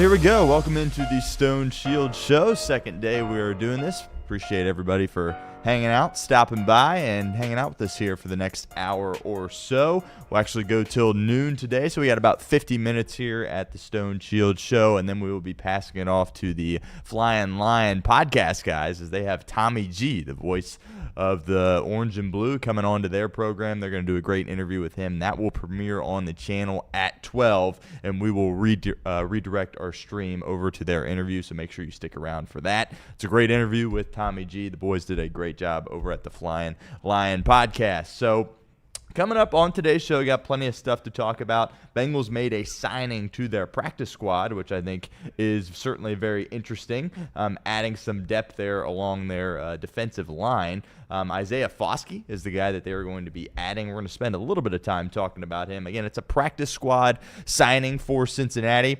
And as we take a look at the chat here, just want to make sure everything is all good on that end.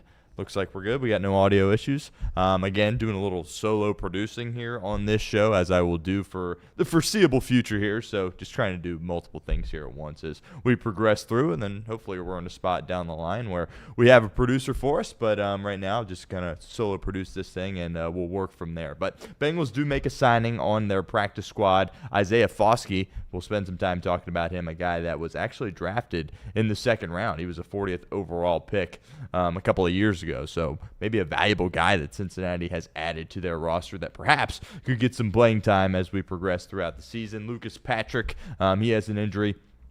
He's going to miss a couple of weeks. Zach Taylor talked about that yesterday, so we'll dive into that a little bit. Also spend just a little bit of time talking about the offensive line, where they're at as a football team, and, of course, some cornerback discussion as well, and some snap count thoughts as those, of course, were released after the game. Just some thoughts on the offensive side of the ball and the defensive side of the ball as it pertains to the snap counts for the Cincinnati Bengals in Week 1 against Cleveland. Also, my first power rankings of the season. Going to be ranking the top 10 teams in the National Football League according to me. On today's show, I'm just going to be kind of talking about them and discussing them, but we do have a graphic in the works that we will use in the future. That certainly can help with that. And also, if you guys are hanging around from off the bench and kind of transitioning over to my show, we're still very much in the beginning stages of what we're doing here. So we hope very soon that we'll have, more of a graphics package that we can utilize. Casey McAllister, I know we all love him. He has done a tremendous job of that. I'm still getting up to speed a little bit as far as the producing side of things go, as you saw when I had my mic muted as I was talking to you guys there during the off the bench show. But we're going to have some more graphics. It's going to continue to develop, but obviously in the very early stages here of this point of this version of Off the Bench, and then of course my show as well. So stay tuned. Got some good things coming up from a graphical perspective in that regard. And also, Elliot Rearing, if you're sticking around from Off the Bench, he just had his last show. He came on with Trace and Reed to talk a little bit and kind of explain what his career turn is looking like here at this point. But I talked to Elliot as he was actually leaving the studio. I had talked to him a little bit about this before, but I would love for him to be a regular guest on this show. I know a lot of people in the Chatterbox fan base have a lot of love for Elliot. I certainly do myself, and I would love for him to be a part of my show more frequently than not, to be completely honest with you. So he's a guy that is going to be on my show from time to time. I'm certainly fired up about that. I know everybody is a little bit sad right now that Elliot is leaving, but he will be on my show, and that's going to be a heck of a lot of fun there as well. All right, so let's talk a little bit about the Lucas Patrick injury. So Lucas Patrick, really early on in that game, he suffered a calf injury. He was down on the field. I believe it was in the second quarter of that game, and it was kind of interesting because I think a lot of people viewed Lucas Patrick as kind of the weak link of the offensive line for Cincinnati coming into this season. Now, Dylan Fairchild, of course, is a rookie. He's going to have some ups and downs. Thought he did pretty well in this game, but it kind of felt like it was only a matter of time before Dalton Reisner took over for Lucas Patrick at that right guard spot. And to be completely honest with you, in a lot of ways, it reminded me of the Trent Brown situation from last year, right, where Trent Brown was brought in free agency. He was the starter, but it was kind of well known that at some point here soon, Amarius Mims is going to be the guy that they turn to at that right tackle spot. Then, of course, last year, Trent Brown gets injured. They probably go to Amarius Mims a little bit earlier than they wanted to, and then Amarius Mims really had an incredible rookie year, and I think he's continued to take strides in the right direction. He's going to be a formidable guy for the Bengals along their offensive line for years to come at that right tackle spot. And I think when OBJ's time is done here, we'll see Amarius Mims shift over to that left tackle spot. So they absolutely hit that pick out of the park. But in a lot of ways, that reminds me of what's kind of transpiring right here at right guard. Obviously, Dalton Reisner is not a rookie. He's been around the block. He's played, of course, for the Minnesota Vikings, a noteworthy stop that he had along his NFL career to this point. And he kind of gets called in after only being with the team for really a couple of days, right? And Joe Burrow talked at length that he was kind of happy with how Reisner kind of got into the game, kind of, not expecting to get into the game, and did a good job understanding the cadences, understanding the communication along the offensive line, and really did a tremendous job. So I think, if it's not a shot at Lucas Patrick, right? But, if Ted Karras goes down or Amarius Mims or someone else along that offensive line, I think it's probably more of a bigger issue. But, it's Lucas Patrick that goes down, and, you're it's the next man up mentality, and it's going to be Reisner that takes over. Again, we're expecting him to take over at some point, but he probably gets the call a little bit sooner than he expected. It's a calf injury for Lucas Patrick. He's going to miss a few weeks with that calf injury, is what Zack Taylor said at his press conference yesterday. And to be completely honest with you, he's going to come back and be that guy that can provide some versatility for you along your offensive line. I would be shocked if the same 5 offensive linemen or the same 5 offensive linemen starting for the Cincinnati Bengals come December. That's just the nature of the league, right? They get banged up, guys get hurt. It just happens. Obviously, it'd be a great world if that were the case, but I think Lucas Patrick in a couple of weeks very well could be called into duty if something happens to the other interior offensive lineman. And I think if he's really your backup, that first guy you go to, of course, besides Cody Ford, who's kind of your swing tackle, I think you feel pretty good about that if you're the Cincinnati Bengals, because Patrick was playing solid in the game. I know a lot of people were a little bit frustrated with what they saw from him perhaps in the preseason or training camp. And I think that's unfair, to be completely honest with you, to Lucas Patrick, because I don't think it's frustration towards directly him, the player, from the Cincinnati Bengals fan base. I think it was really just frustration with the fact that maybe they didn't go out in free agency a little bit earlier in free agency and try to target a more high-profile name. Instead, they get Lucas Patrick, but he's going to be banged up for a couple of weeks, and then he will return to play. All right, so as I said at the top, the Bengals did make a signing this morning. Isaiah Foskey is who they are signing, and this is really interesting to me. He is an edge rusher, certainly a position of need for Cincinnati, but he is being signed to the practice squad, but I wouldn't be surprised if we saw him sooner rather than later. Now, this week, no, I don't think you're going to see him unless something drastic happens, but like I said, he's a pass rusher. He was the 40th overall pick a couple of years ago in 2023, and he's only 24 years old here at this point. Kind of an interesting release by the New Orleans Saints. New Orleans, in my opinion, if I had to pick the worst team in the National Football League, I would say it is the New Orleans Saints. That kind of makes me scratch my head a little bit while they're already giving up on a young player that they allocated a high draft pick towards, taking him in the second round. The Bengals, of course, in 2023 selected Myles Murphy, and he, of course, hasn't panned out for Cincinnati either. They took him, obviously, in the first round.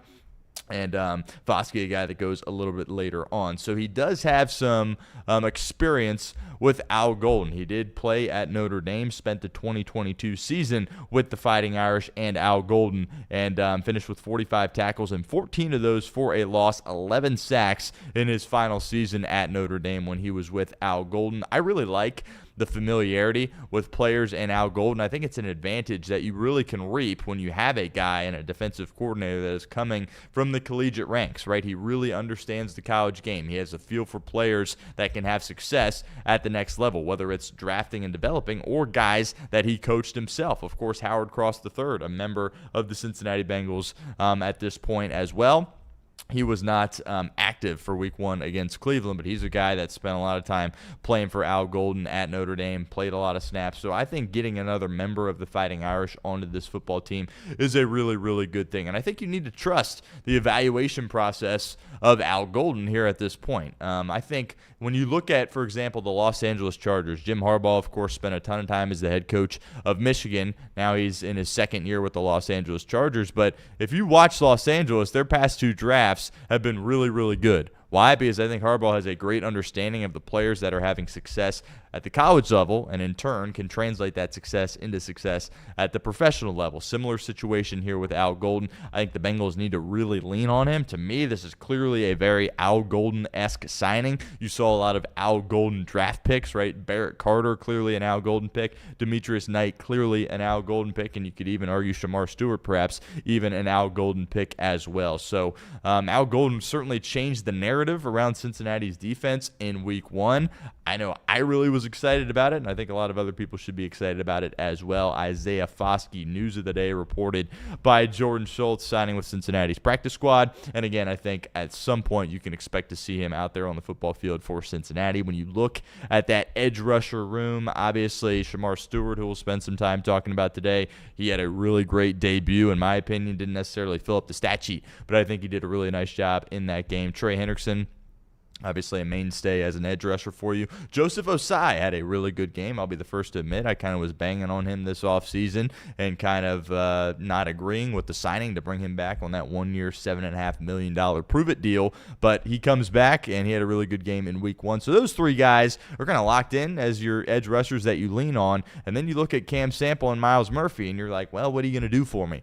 Right? Sample, not much of a factor in the week one game against Cleveland. He, of course, coming off a very significant injury, so it could take him a little bit of time to get up to speed. I believe he was a fourth-round pick a couple of years ago, signed a one-year deal with Cincinnati this offseason. I really like Cam Sample. I've said before that I think, borderline hot take, but if Cam Sample and Dax Hill are healthy last year, I think the team makes the playoffs, to be completely honest with you. Obviously, those things did not transpire. I still have belief in Cam Sample as a guy. Myles Murphy, I think we're all starting to lose the little faith that we had left in Myles Murphy. So the point being, the edge rushers that are on this team, I don't think all of them are necessarily locks to stay on the active roster when you have a guy like Isaiah Foskey, who's a young guy. He's 24 years of age, was a high draft pick, has the connection with Al Golden. There's a lot of signs pointing in the direction that he could potentially be a guy that plays significant snaps for this football team moving forward. So that is the news of the day, so to speak.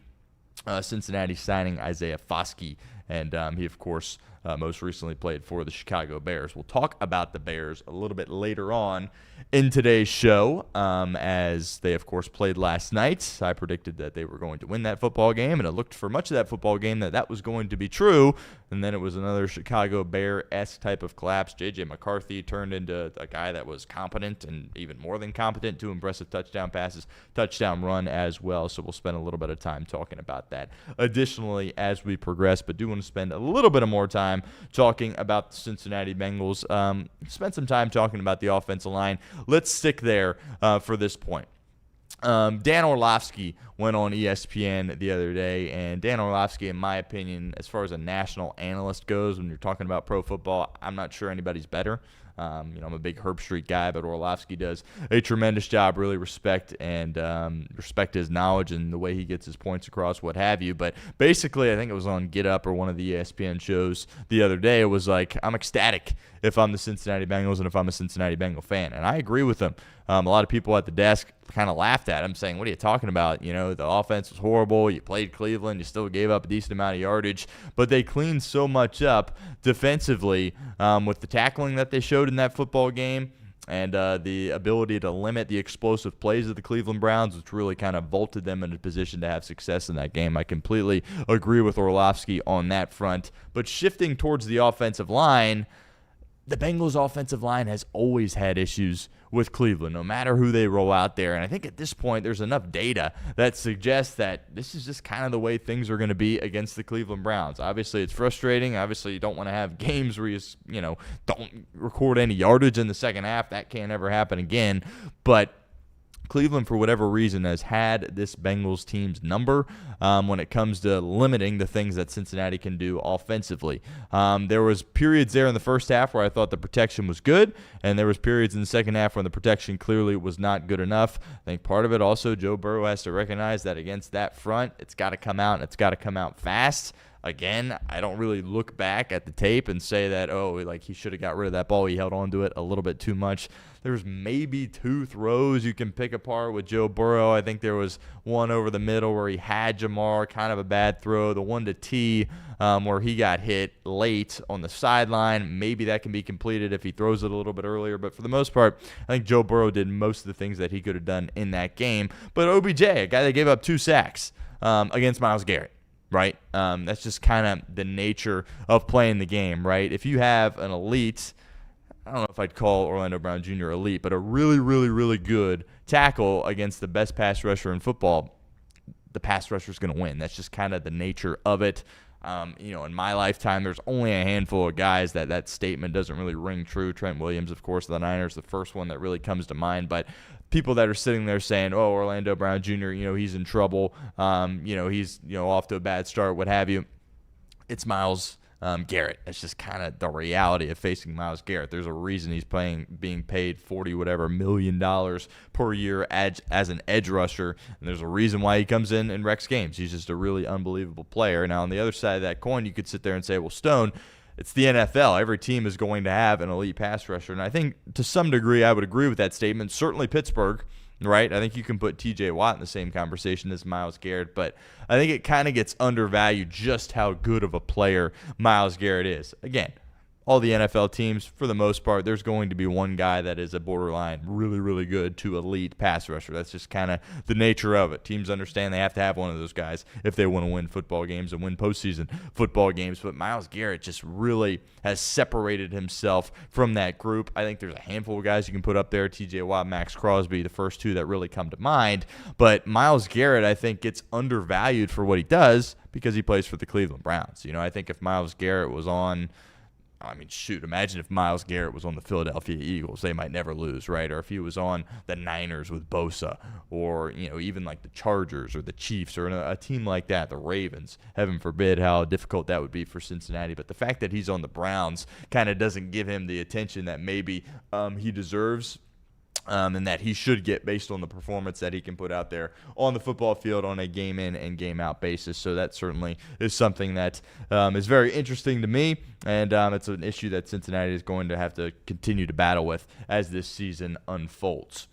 All right, cornerback play as well. And I did think it was interesting kind of seeing how the Bengals handled the cornerbacks. There was a rotation, and we're going to spend some time talking about snap counts here on today's show, so we're going to do that actually right here, right now as I get these pulled up. But Josh Newton, a lot was made of the cornerback 2 battle, right, between DJ Turner and Josh Newton.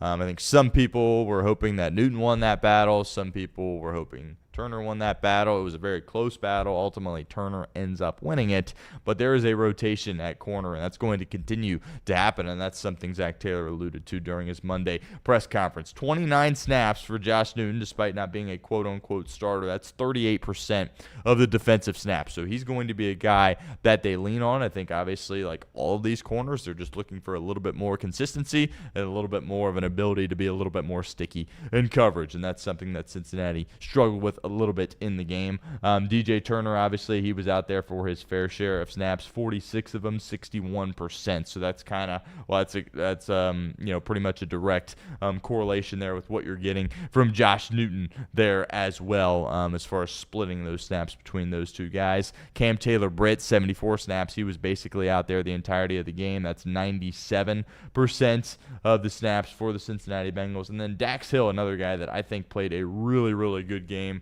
for the Bengals. I believe he was their highest graded player, not named Logan Wilson, according to PFF. 74 snaps, again, 97% right there with Cam Taylor-Britt. But from a corner perspective, I came into this season with, you always have a bunch of concerns, right? But I think the 2 biggest ones for me were corner and safety, or you could just group it into DBs as being your sole concern, at least for me, for the Cincinnati Bengals. I think the reason why that was the case is because you struggled so much in that department last year, and then you opted not to address it. And the only way that you really addressed it was bringing in a new defensive coordinator and hoping that a year with a new system and another offseason to kind of develop guys was going to be very key in turning your defense around and allowing you to be successful. And I think in one game you saw a ton of improvement from those guys. Again, you're playing Cleveland, Joe Flacco, a Browns offense that has a lot of rookies around there. Jerry Jeudy's your one who's a really good player, but obviously if Jeudy was in Cincinnati, he's your 3, right? So it's not he's not an all-world player. Same with Cedric Tillman, right? Solid, but he's not really an all-world player. So they're going to get tested a lot more, especially when they get into that NFC North play. When you're talking about playing the Green Bay Packers and the Detroit Lions, there's some weaponry there and some quarterback play and some offensive play calling that kind of takes a step above what you saw in the Cleveland game. But for the most part, I think it's intriguing what you saw from your defensive backs in the game. Tyson Anderson also had 7 snaps at safety, and that's something that is noteworthy to me. It's only 7 snaps, only 9% of the defensive plays, but the fact that you saw him out there I think means a lot. Why? Because Lou Anarumo, who of course called the Bengals defense for years, he never liked to rotate safeties in and out of the game, barring an injury. He just kind of had the same 2 guys in there and rolled with them. But you saw Tyson Anderson get some run. I think that was something a lot of us wanted to see last year as far as getting him integrated a little bit more in the defense.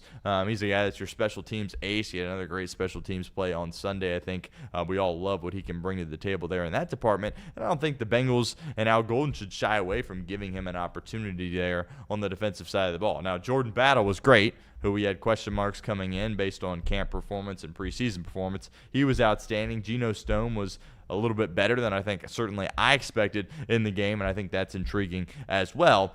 But to see Tyson Anderson get some time, Geno Stone's had the hamstring. That's something that's obviously kind of a careful injury that you have to monitor.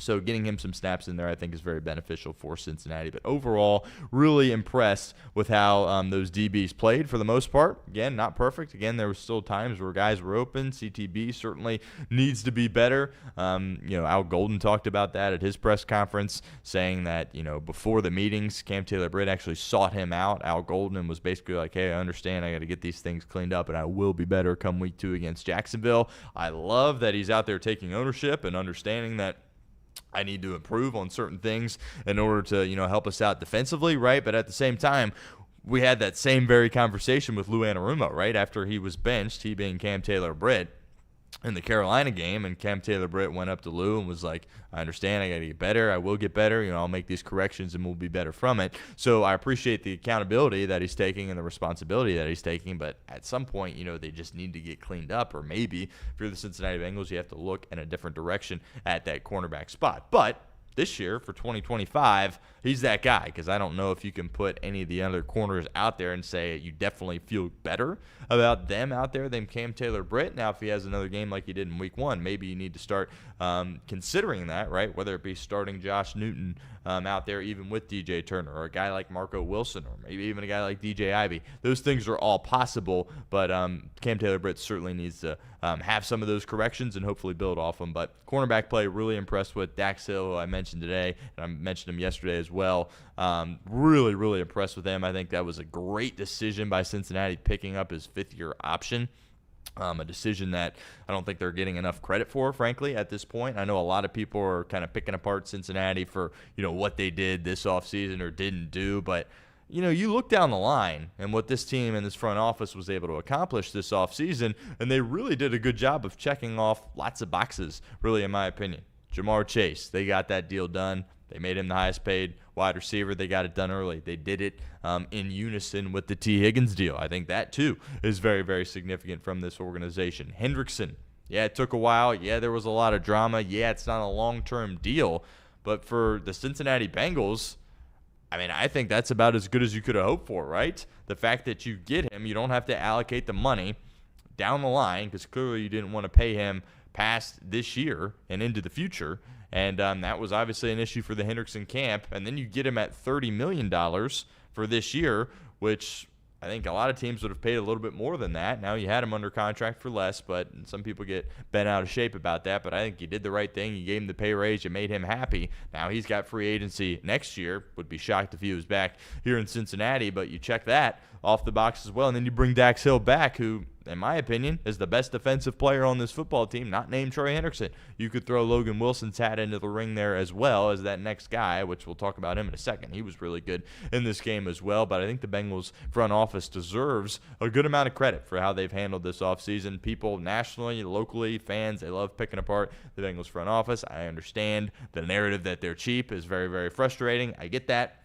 I understand that, they, for whatever reason, it takes them longer to get deals done. I understand that you have all the outside noise of players and former players complaining about the way that the organization has treated the team. I understand Boomer Esiason's going out there and kind of basically saying, it's this Ring of Honor night and they're kind of making us pay for a hotel and, not really treating us like we're just kind of treating us like we're random people coming into the game. I get that, and I get the frustration behind that. But as far as the big things that they needed to do this offseason, I think they checked off a lot of those boxes. Now you're 1-0. You've got everything ahead of you. And, by the way, you still didn't even have Joe Burrow and the boys offensively play well at all. So I think there's lots of reason to be optimistic if you're the Cincinnati Bengals. One more Bengals thought. Actually, we'll do two here with Logan Wilson and Zack Taylor, because I know, again, second consecutive day, people were picking apart Zack Taylor on off the bench, so I wanted to bring that up a little bit on today's show.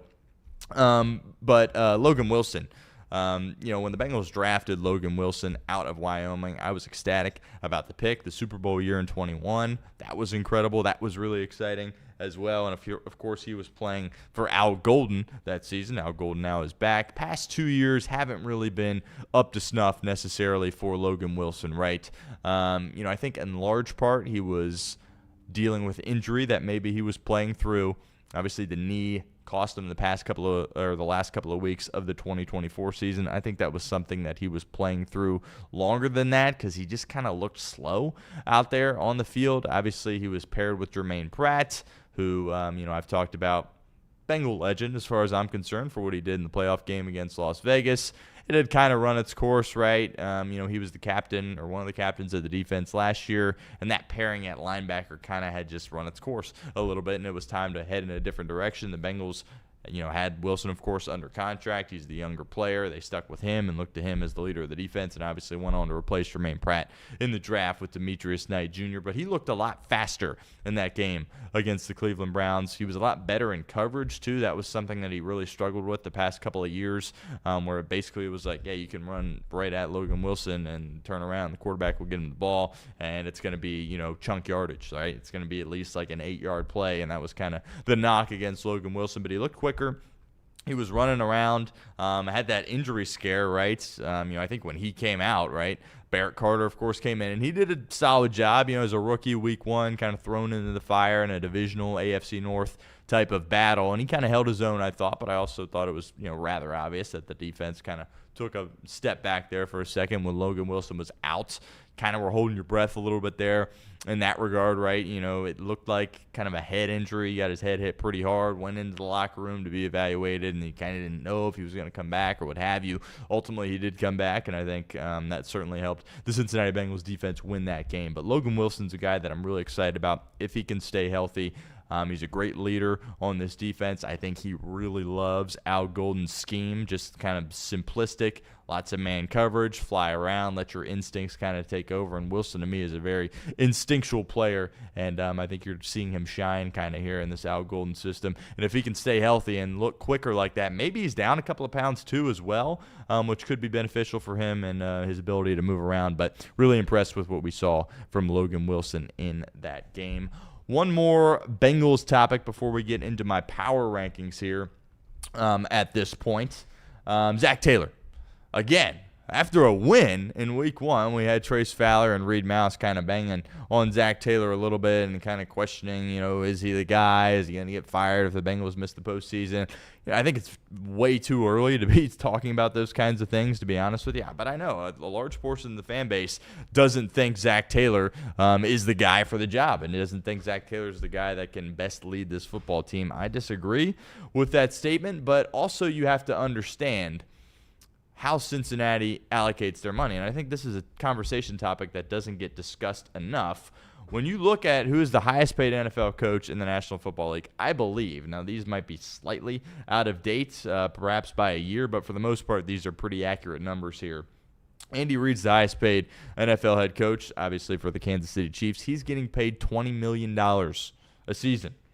And you have Sean Payton in Denver getting paid $18 million a season. You have Mike Tomlin in Pittsburgh, $16 million a season. Harbaugh of the Chargers, second-year head coach, right, coming in from Michigan, $16 million per season. And then you have to find Zack Taylor and see where the heck he is at on this list. And again, these numbers are about a year off, but they're, for the most part, still very, very accurate on this list.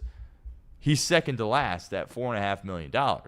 And that's what Cincinnati's going to do. They're not going to hire some $15, $20 million head coach. They're not going to do it. So if you want to get a guy to come in and be an elite coach, you're going to pay him $4.5 million. You're going to pay him the lowest amount, basically, in the National Football League. Who are you going to get in that's going to come in and be better than Zack Taylor? You're not, right? You're just simply not. If you're a high-profile guy, whoever the hot coordinator is at the end of this year, he's not taking a job that's only going to pay him $4.5 million. You might be thinking, Stone, you're crazy. Like, he's got Burrow and Chase and all these weapons. I get it, but if another team is offering him over $10 million, he's probably going to take it, especially with the narratives that surround Cincinnati as an organization, that they're cheap, very much a mom and pop type of organization in terms of the way in which it's run. And I think that's why that partially there's no reason to look at bringing someone else in, because you're not going to be able to bring some incredible coach in and only pay him $4.5 million. It's just not going to check out. But I remain very much on the Zack Taylor bandwagon. I've always been on it. I don't anticipate getting off it at any point. I do think the points that Reid made as far as the play calling and getting those in a little bit more efficiently, we talked about it on yesterday's show as well, are definitely very noteworthy, right? I don't think that's something that should still be happening at this point, of Zack Taylor being the play caller and Joe Burrow being the quarterback, because in the way that Cincinnati operates and the way that Joe Burrow operates as a quarterback, part of what makes him great is he has that ability that, of course, Peyton Manning and Tom Brady, Drew Brees, all these greats had, whereas a play can be called, they're at the line of scrimmage, he can diagnose, okay, I know this is what they're going to do. He can look up at the shot clock and understand that, we got some time to get into a different look here offensively, call a different different play and do that. And when he had to burn the timeout early in the game, I believe it was the first one that he burned. Maybe it was the second one, but I think it was the first one that he burned immediately after the kickoff. Taylor gets the play in. Burrow gets him at the line of scrimmage. Doesn't like what he sees, but he's out of time. He can't switch it to another play. And I definitely think that is a fair criticism of Zack Taylor. I think Joe Burrow certainly understands that as well, as he clearly was frustrated on the field when that transpired. But, I think the biggest thing for Zack is just get it in as quickly as you can, give Burrow a chance to get everything organized, and give him time that if he wants to check out of the play, he has the ability to do so. But anything else, picking apart Zack Taylor, I really don't get it based on, week one. He made the adjustments, all the things that he changed this offseason. He needed to make a laundry list of changes. He had to. They couldn't just run it back with the same process that they had and come into week one hoping to win.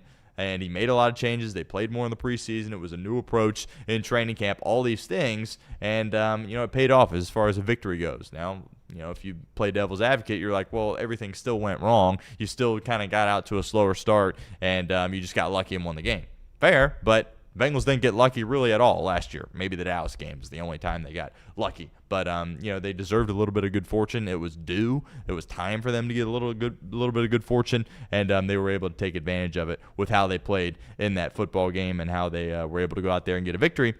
And I think Zack Taylor deserves a lot of credit for it. The tackling on the defense, yeah, Al Golden's the new defensive coordinator, but I think Zack Taylor also deserves a lot of credit for that as well, because they were hitting a little bit more in practice. They were flying around. The energy was up more, and just the emphasis of a fast start obviously was very, very much enforced, and that allowed Cincinnati to walk away as winners in week one. For now, the slow start narrative can be put to rest. Again, you might be saying, oh, they got off to a slow start. They won, right? It's September. That's all I care about in September. I don't care how it looked or what have you. Did you win or did you lose? And Cincinnati won. Now, the slow start narrative, that could creep right back up in a matter of a couple of weeks, obviously, if things head a little bit south. Because you still have the Jaguars, and really it kind of feels like that's a game that you really need to win. Now, it feels crazy saying, it's a must-win game when you're 1-0. I wouldn't go as far as to say that. But you're going to be favored. You're at home. You have the superior quarterback. You have the superior head coach. Liam Cohen might be a good head coach, but he's a rookie head coach, right? You have better weapons. And defensively, that's kind of a coin flip. They have some playmakers, of course, on defense. But then you look at the schedule beyond that, and that's something Reed alluded to earlier this morning. Minnesota, Denver, Detroit, Green Bay, Pittsburgh. Holy cow, right? There could be certainly some L's in there if you play like you did. A lot of L's if you play like you did in week one against Cleveland. So for now, the slow start narrative is put to rest. But if you're in a situation where you're 1-3, which if you slip up against Jacksonville, that's very much a possibility, as you have to go on the road back-to-back weeks to Minnesota and Denver, then the slow start narrative, of course, is brought right back up. But monkey is off the back for now. You're 1-0, and you can ultimately move on here at this point. All right, so we're going to get into our power rankings here. Got about 20 minutes left on our show. Just going to be breaking down the top 10 teams in the NFL, in my opinion, here at this point. We're going to do this weekly. We're doing it on Tuesday this week. We will see, if that's something we continue to do. Also, there's going to be, more segments, weekly segments that we have coming on the show. There's going to be guests that stop by on the show, more graphics, as I mentioned. That's probably going to be a little bit more off the bench base, because I do not have a producer, obviously, and it's just me, but we're definitely going to have some more guests. We're going to have more weekly segments that we can look forward to, but here at this point, we're definitely kind of just flying by the seat of our pants a little bit, talking about Bengals, talking about the rest of the NFL there as well, and I certainly appreciate everyone that has stuck around from off the bench. Still have over 70 people here in the chat. 40 likes. Help us out. Hit that thumbs up icon if you haven't done so already. Obviously, the goal here is to continue to expand, grow this show along with Off the Bench, have a lot of great guests, ultimately monetize the show at some point by way of sponsorship, and that's something that we're all really looking forward to. So I appreciate you hanging around, and hit that thumbs up icon if you haven't done so already. All right. Let's talk power rankings here. Obviously, that was in the headline of this video here on YouTube, and we want to get to that at this point. Going to go in reverse order, 10 all the way to 1.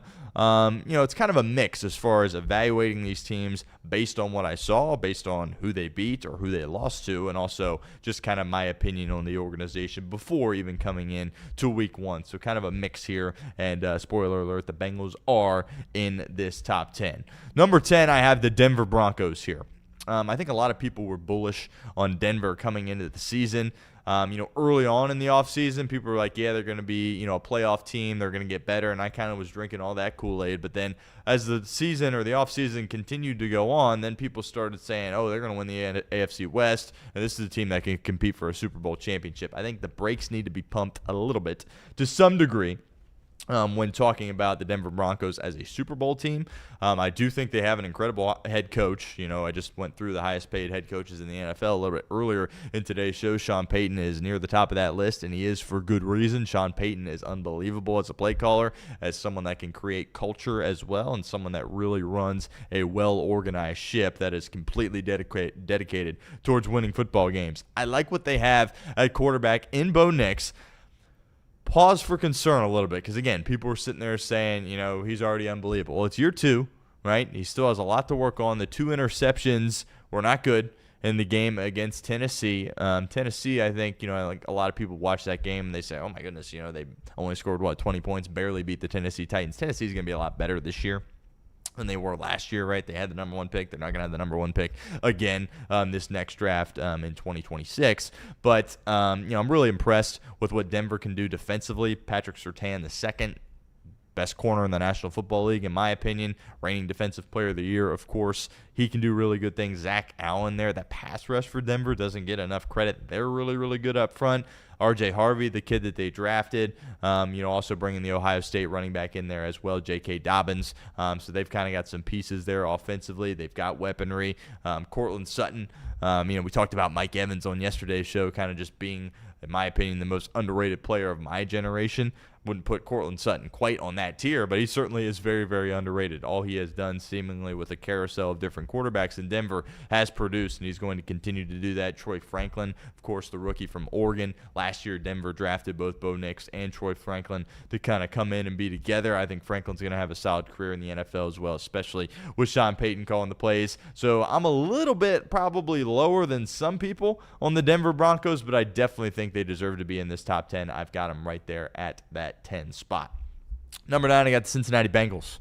We know what they can do offensively. They didn't show it week 1. Dan Orlovsky alluded to it on ESPN yesterday, basically saying you're crazy if you're worried about the Cincinnati Bengals offense. I completely agree with him. There's no reason to be worried about the Cincinnati Bengals offense unless they're playing in Cleveland. Then it can be a bit of an issue. Pittsburgh gives me some cause for concern as well, because you've struggled at times to move the ball against them and what the issues that they have on their defensive front. Their secondary looks totally different this year. No Minka. Jalen Ramsey is in. He had some massive hits in week 1 against the Jets. But Cincinnati, the reason they're in this top 10 for me is simple: the defense.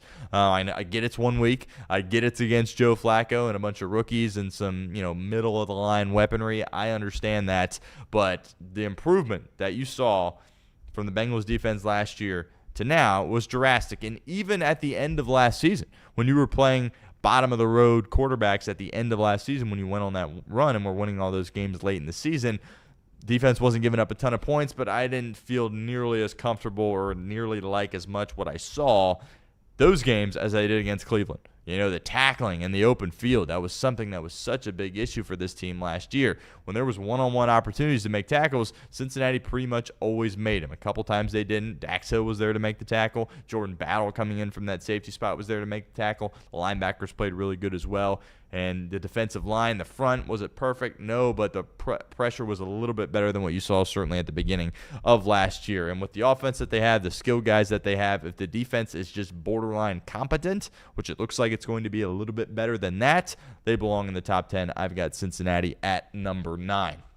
At number 8, I have the Tampa Bay Buccaneers. That's kind of, my team this year that I think is really in a good spot to compete to get to a Super Bowl. It sounds crazy to say, but I said it yesterday. I think the Buccaneers are a team that's kind of a sneaky NFC championship game type of team. I really like what they have in Baker Mayfield. Is he a little bit too much of a gunslinger at times? Perhaps, but he can extend plays. He's really good outside of the pocket. He's really good within the pocket. He's got a rocket for an arm. He's got weaponry all around him. He might have the pick of the draft in Emeka Egbuka at wide receiver. Obviously only one game, but boy, Emeka Egbuka, he looked really, really good. Mike Evans still has a lot that he can give at that wideout position as far as stretching the field vertically and being a presence down the field as a big-framed wide receiver. And defensively, Todd Bowles, do I feel great about him as far as his clock management goes, as far as him, being the head coach of a football team? Maybe not, but I do know one thing. He knows how to call a defense,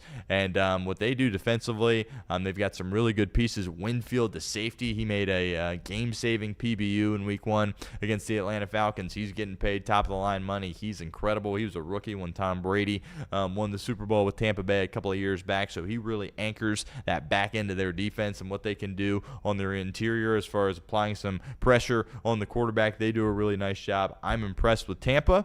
Some would argue they got lucky winning that game. I think it was an incredible, 2-minute type drive there from Baker Mayfield. Yeah, they got fortunate. Koo missed the field goal, but I think Tampa Bay is a team that's going to be a force to be reckoned with come playoff time in a couple of months. At 7, I have the Kansas City Chiefs. I think Bengals fans will be all right with that. People nationally might say that's a little bit too low to be putting Patrick Mahomes, Andy Reid, the Kansas City Chiefs, despite starting the season 0-1. This isn't the same old Chiefs, I don't think. They're always going to be there, and they're always going to be a threat in the postseason when they have Patrick Mahomes and Andy Reid. That's just the reality of the situation. No matter who is out there on the offensive line, no matter who's out there on their defense, no matter what skill guys are trying to get open and catch the football, as long as they have 15, they're going to be a problem. That's just the reality of the situation. That is what it is. You saw that in the Charger game. I know sometimes people get bent out of shape or, everybody won't stop talking about Patrick Mahomes, what have you. Some of the throws that he made in that game were just absolutely ridiculous as he's getting hit, kind of just popping it, over the top of a couple of defenders into the grasp of a sliding receiver. Just incredible stuff from Patrick Mahomes. And if you have him outside the top 10, you're crazy, flat out, as far as ranking the Kansas City Chiefs. Could you have them a little bit higher? Sure, but at the end of the day, they lost the game. At the end of the day, they got outplayed by Justin Herbert and the Los Angeles Chargers. We'll get to them in a second. But I've got the Chiefs in there at that 7 spot. Their defense is still really solid. McDuffie, the things that he can do, I think he's a really, really good player. Chris Jones, he's not Myles Garrett, but he certainly is a very big problem, and teams around the league understand that. At 6, I do have the Los Angeles Chargers. Chiefs win that game. I probably just have these two teams flipped. I think both these teams belong in the top 10. Really excited with what I saw from Justin Herbert. It's year 2 with Harbaugh. The fact that Herbert was able to win as many games as he did early in his career with just the turmoil and flat-out incompetence at his head coaching spot. Remember Brandon Staley? Like, that guy was a head coach in the NFL. Pretty hard to believe here at this point, looking back in 2025. But he was able to weather that storm, survive. He got hit a ton, right? He had not a ton of pieces around him. Obviously, Keenan Allen, who's back, by the way, which is kind of cool for them. But I'm really excited about the Chargers. They're going to be a threat. They're really well coached. All right, I know there's probably a lot of Ohio State fans that tune into this that don't like Jim Harbaugh, and obviously, he always had some controversy there at Michigan, his inability to maybe just follow the rules. But Harbaugh can flat out coach. He can build a culture. His teams are always very, very tough. His teams always execute late in the game. His teams rarely make stupid penalties. All of which needs to happen if you want to be a threat in the postseason. The Chargers have that, and that's why they belong in this top 10. I have them at 6 in my power rankings. The other Los Angeles team is the Los Angeles Rams as they check in at number 5. They only scored, 14 points in the game against Houston. You're probably not thrilled about that if you're Sean McVay, but the fact that you can do that and still win really is miraculous. Matthew Stafford, he had the back issue. You saw it. You heard about it a lot in camp. You didn't know exactly what you were going to have on him. I actually had the Rams as my pick to get to the NFC or to get to the Super Bowl in the NFC prior to the back stuff. I switched it to Green Bay after that. The back thing at that age with the quarterback is just, it's tough. And obviously if he goes down, the team's not the same with Jimmy Garoppolo as the quarterback. But the defense of the Los Angeles Rams, my goodness, I mean, they draft and develop so well over there, particularly on the defensive side of the ball. Braden Fisk is outstanding. Poona Ford, he's brought in free agency. Kobe Turner, Byron Young. You bring in Nate Landman, who's kind of your offseason acquisition, I guess, there along your defense.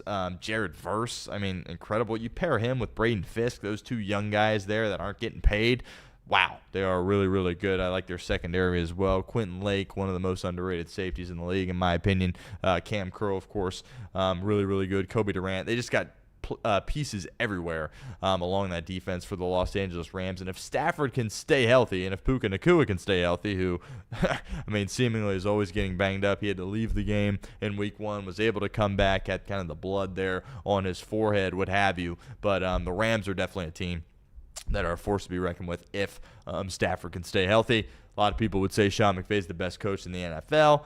Not going to put him above Andy Reid, but I think at this point he's probably filing in at that 2 spot. He's unbelievable. He finds ways to win regardless of who he has on his roster, and the Rams certainly belong in the top 5. At 4, I have Baltimore.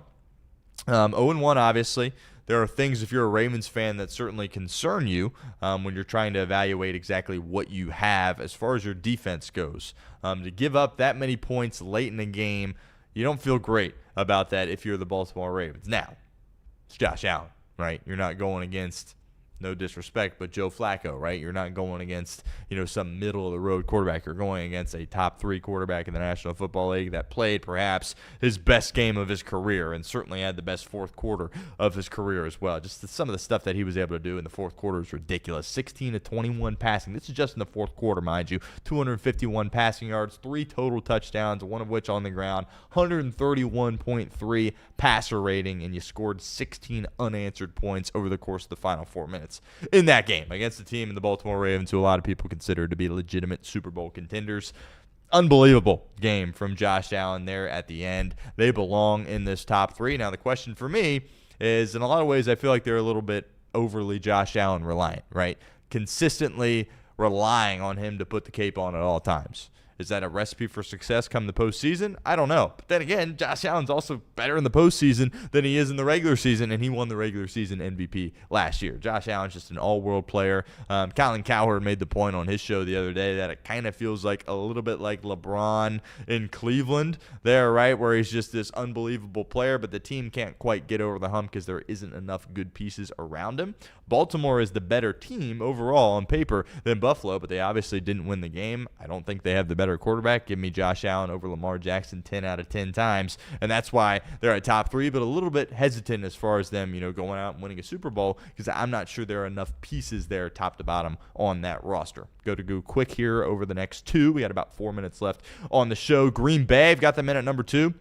My Super Bowl team to get to the Super Bowl in the NFC. Youngest team in the league. There's some concern there, but really love what they did to Detroit. Detroit, obviously, not the same team as they were last year, replacing 2 new coordinators. There's going to be some growing pains from Dan Campbell and company, who, by the way, I have out of this top 10 here at this point. But the additions of Parsons, what they can do from a pass rush perspective there with that add, the ability that they have to cover defensively. Their defensive coordinator is unbelievable as well. Matt LaFleur calling shots, doing a great job scheming, getting guys open. They've got a lot of talent there at their pass catcher spot. Matthew Golden, their first-round pick, he appears as though he's going to have a solid career. Jordan Love can get him the football. Jordan Love is kind of that guy that I think is going to take that next step. I really, really like Green Bay this year. Like them to win that division. As I just said, like them to get to the Super Bowl, and I've got them at number 2. And number 1, I have the Philadelphia Eagles. I don't think you're necessarily in a spot where you can put Philadelphia anywhere else. If you are doing this, to be completely honest with you. What they can do offensively, they're tough, they're physical, they got a great offensive line. They can run the football. Best running back in the National Football League in Saquon Barkley, a top, whatever you want to say, I would say a top 6 to 7 quarterback in Jalen Hurts. As I said, an incredible offensive line. You've got, weapons offensively. This is the team, when you think about Philly, you think, yeah, they're a run-first team. But, oh, by the way, they have A.J. Brown, Devontae Smith, and Jahan Dotson. Seems like he's kind of revitalized his career here in Philly. Another great acquisition there from, Howie, their GM. So does a tremendous job. constantly adding. They just made a trade, I believe, for the running back in Jacksonville. Tank Bigsby just now has been acquired by the Philadelphia Eagles. They're constantly trying to improve and get better, and defensively, they're still good. Now, lots of turnover defensively, and that would be your kind of pause for concern there. The linebackers are incredible. Zack was the best linebacker in football last year. Jahad Campbell appears to be a hit out of Alabama, their pick this past year in the first round. Zadarius Smith, they signed him late. He's going to be a good addition for them.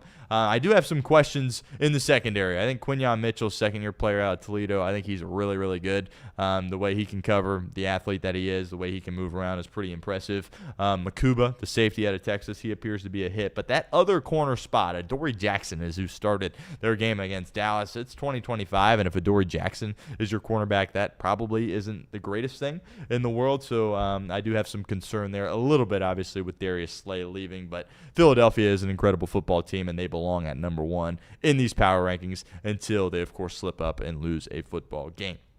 That'll do it for my power rankings here this week, and that'll also do it for Tuesday's edition of the Stone Shields Show. And appreciate everybody for tuning in, as always. We will do this for an hour after Off the Bench, Monday through Friday. No Off the Bench the next couple of days. They are going to be down at a video board event, so that is certainly noteworthy. No Off the Bench over the next couple of days. I believe that will come back on Monday, but we will still do my show here at the channel from 11 to noon tomorrow. I hope you guys join me. Everybody in the chat, certainly appreciate it. If you haven't hit that subscribe button, would invite you to do so already here at this point. We're approaching 19,000 subscribers. Hopefully we can do that here soon at the channel. But coming up next, you are going to be redirected to the premiere of our Flying Lion podcast, as those boys were able to sit down with Tommy G, the voice of the Orange and Blue, over at FC Cincinnati. That video is coming up next. Hope you stick around and enjoy that, and we'll catch you right back here tomorrow on the Stone Shield Show.